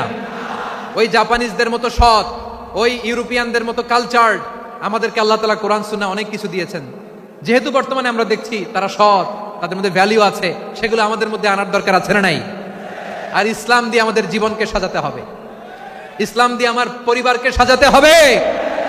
ইসলাম থেকে, কোরআন থেকে প্রেসক্রিপশন না নিলে জীবন সুন্দর হবে না। কোরআন থেকে প্রেসক্রিপশন না নিলে সমাজ সুন্দর হবে না। কোরআনের প্রেসক্রিপশন না মানলে রাষ্ট্র সুন্দর হবে না। কোরআনের প্রেসক্রিপশন অ্যাপ্লাই না করলে শুধু দুর্নীতি দমন কমিশন দিয়ে দুর্নীতি বন্ধ করা যাবে না। এজন্য কোরআনের আইন আমরা চাই কি চাই না? প্রিয় ভাইয়েরা, হিউম্যান রিসোর্স ডেভেলপমেন্ট, মানব সম্পদের উন্নয়ন, আমাদের সরকার যেন এদিকে নজর দেয়। আমরা যেন এই ব্যাপারে যত্নবান হয়ে উঠি। যাকে আল্লাহ যে যোগ্যতা দিয়েছে, এই যোগ্যতা দিয়ে আমরা যেন ইসলামের জন্য, দেশের জন্য কাজ করি। আমরা যেন আমাদের স্কিল ডেভেলপ করি, আমাদের পটেনশিয়ালকে ডেভেলপ করি। মোরালিটি, ভ্যালিউজ নিয়ে শায়েখ আহমদুল্লাহ আলোচনা করেছেন, এগুলো দিয়ে যেন আমরা আমাদেরকে সাজাই। আল্লাহ তাআলা আমাদের দেশকে তুমি নিরাপদ করো, আমরা পড়ি আমিন। আল্লাহ আমার 18 কোটি জনগণকে তুমি জনশক্তিতে রূপান্তরিত করো, আমিন। আল্লাহ আমরা হাতে হাত রেখে, কাঁধে কাঁধ মিলিয়ে ভাই ভাইয়ে যেন এই দেশকে গড়তে পারি, আল্লাহ তুমি তৌফিক দান করো, আমরা পড়ি আমিন। আমার প্রিয় মহিউদ্দিন ভাই বলেছেন, হুজুর এমন একটা ঘোষণাপত্র দিয়ে যাবেন আজকের এই ঐতিহাসিক যশোরের প্রোগ্রামে, যেটা গোটা বাংলাদেশে মানুষ এটার উপর আমল করে। আমি যে কথাটা বলেছি এটাই, আসুন আমরা আমাদের জনসংখ্যাকে জনসম্পদে ট্রান্সফর্ম করি। আমাদের জনসংখ্যাকে আমরা যেন জনশক্তিতে রূপান্তরিত করি। জনসংখ্যাকে ট্রান্সফর্ম করে জনশক্তি দিয়ে আমরা যেন আগামীর বাংলাদেশ, স্বাধীন বাংলাদেশ 2.0 কে গড়ে তুলি। আল্লাহ তাআলা আমাদের সবাইকে কথাগুলো বোঝার, আমল করার তৌফিক দান করুন। এই জেনজি, ক্ষমা করে দিও আমাকে, অনেক দমক দিছি, বকা দিছি। আল্লাহ তোমাদেরকে করুক, কবুল করুক, যশোরবাসীকে কবুল করুক, আদ দিনকে কবুল করুক, এই মেডিকেল কলেজকে কবুল করুক, ইসলামের জন্য বাঁধ ভাঙা এই জোয়ার এবং উচ্ছ্বাসকে আল্লাহ তাআলা কবুল করুক। হাযা মা ইনদি ওয়াল ইলমু ইনদাল্লাহ আলাইহি তাওয়াক্কালতু ওয়া ইলাইহি উনীব। সুবহানাকাল্লাহুম্মা বিহামদিকা আশহাদু আল্লা ইলাহা ইল্লা আনতা আস্তাগফিরুকা ওয়া আতুবু ইলাইক। আল্লাহুম্মা আমিন।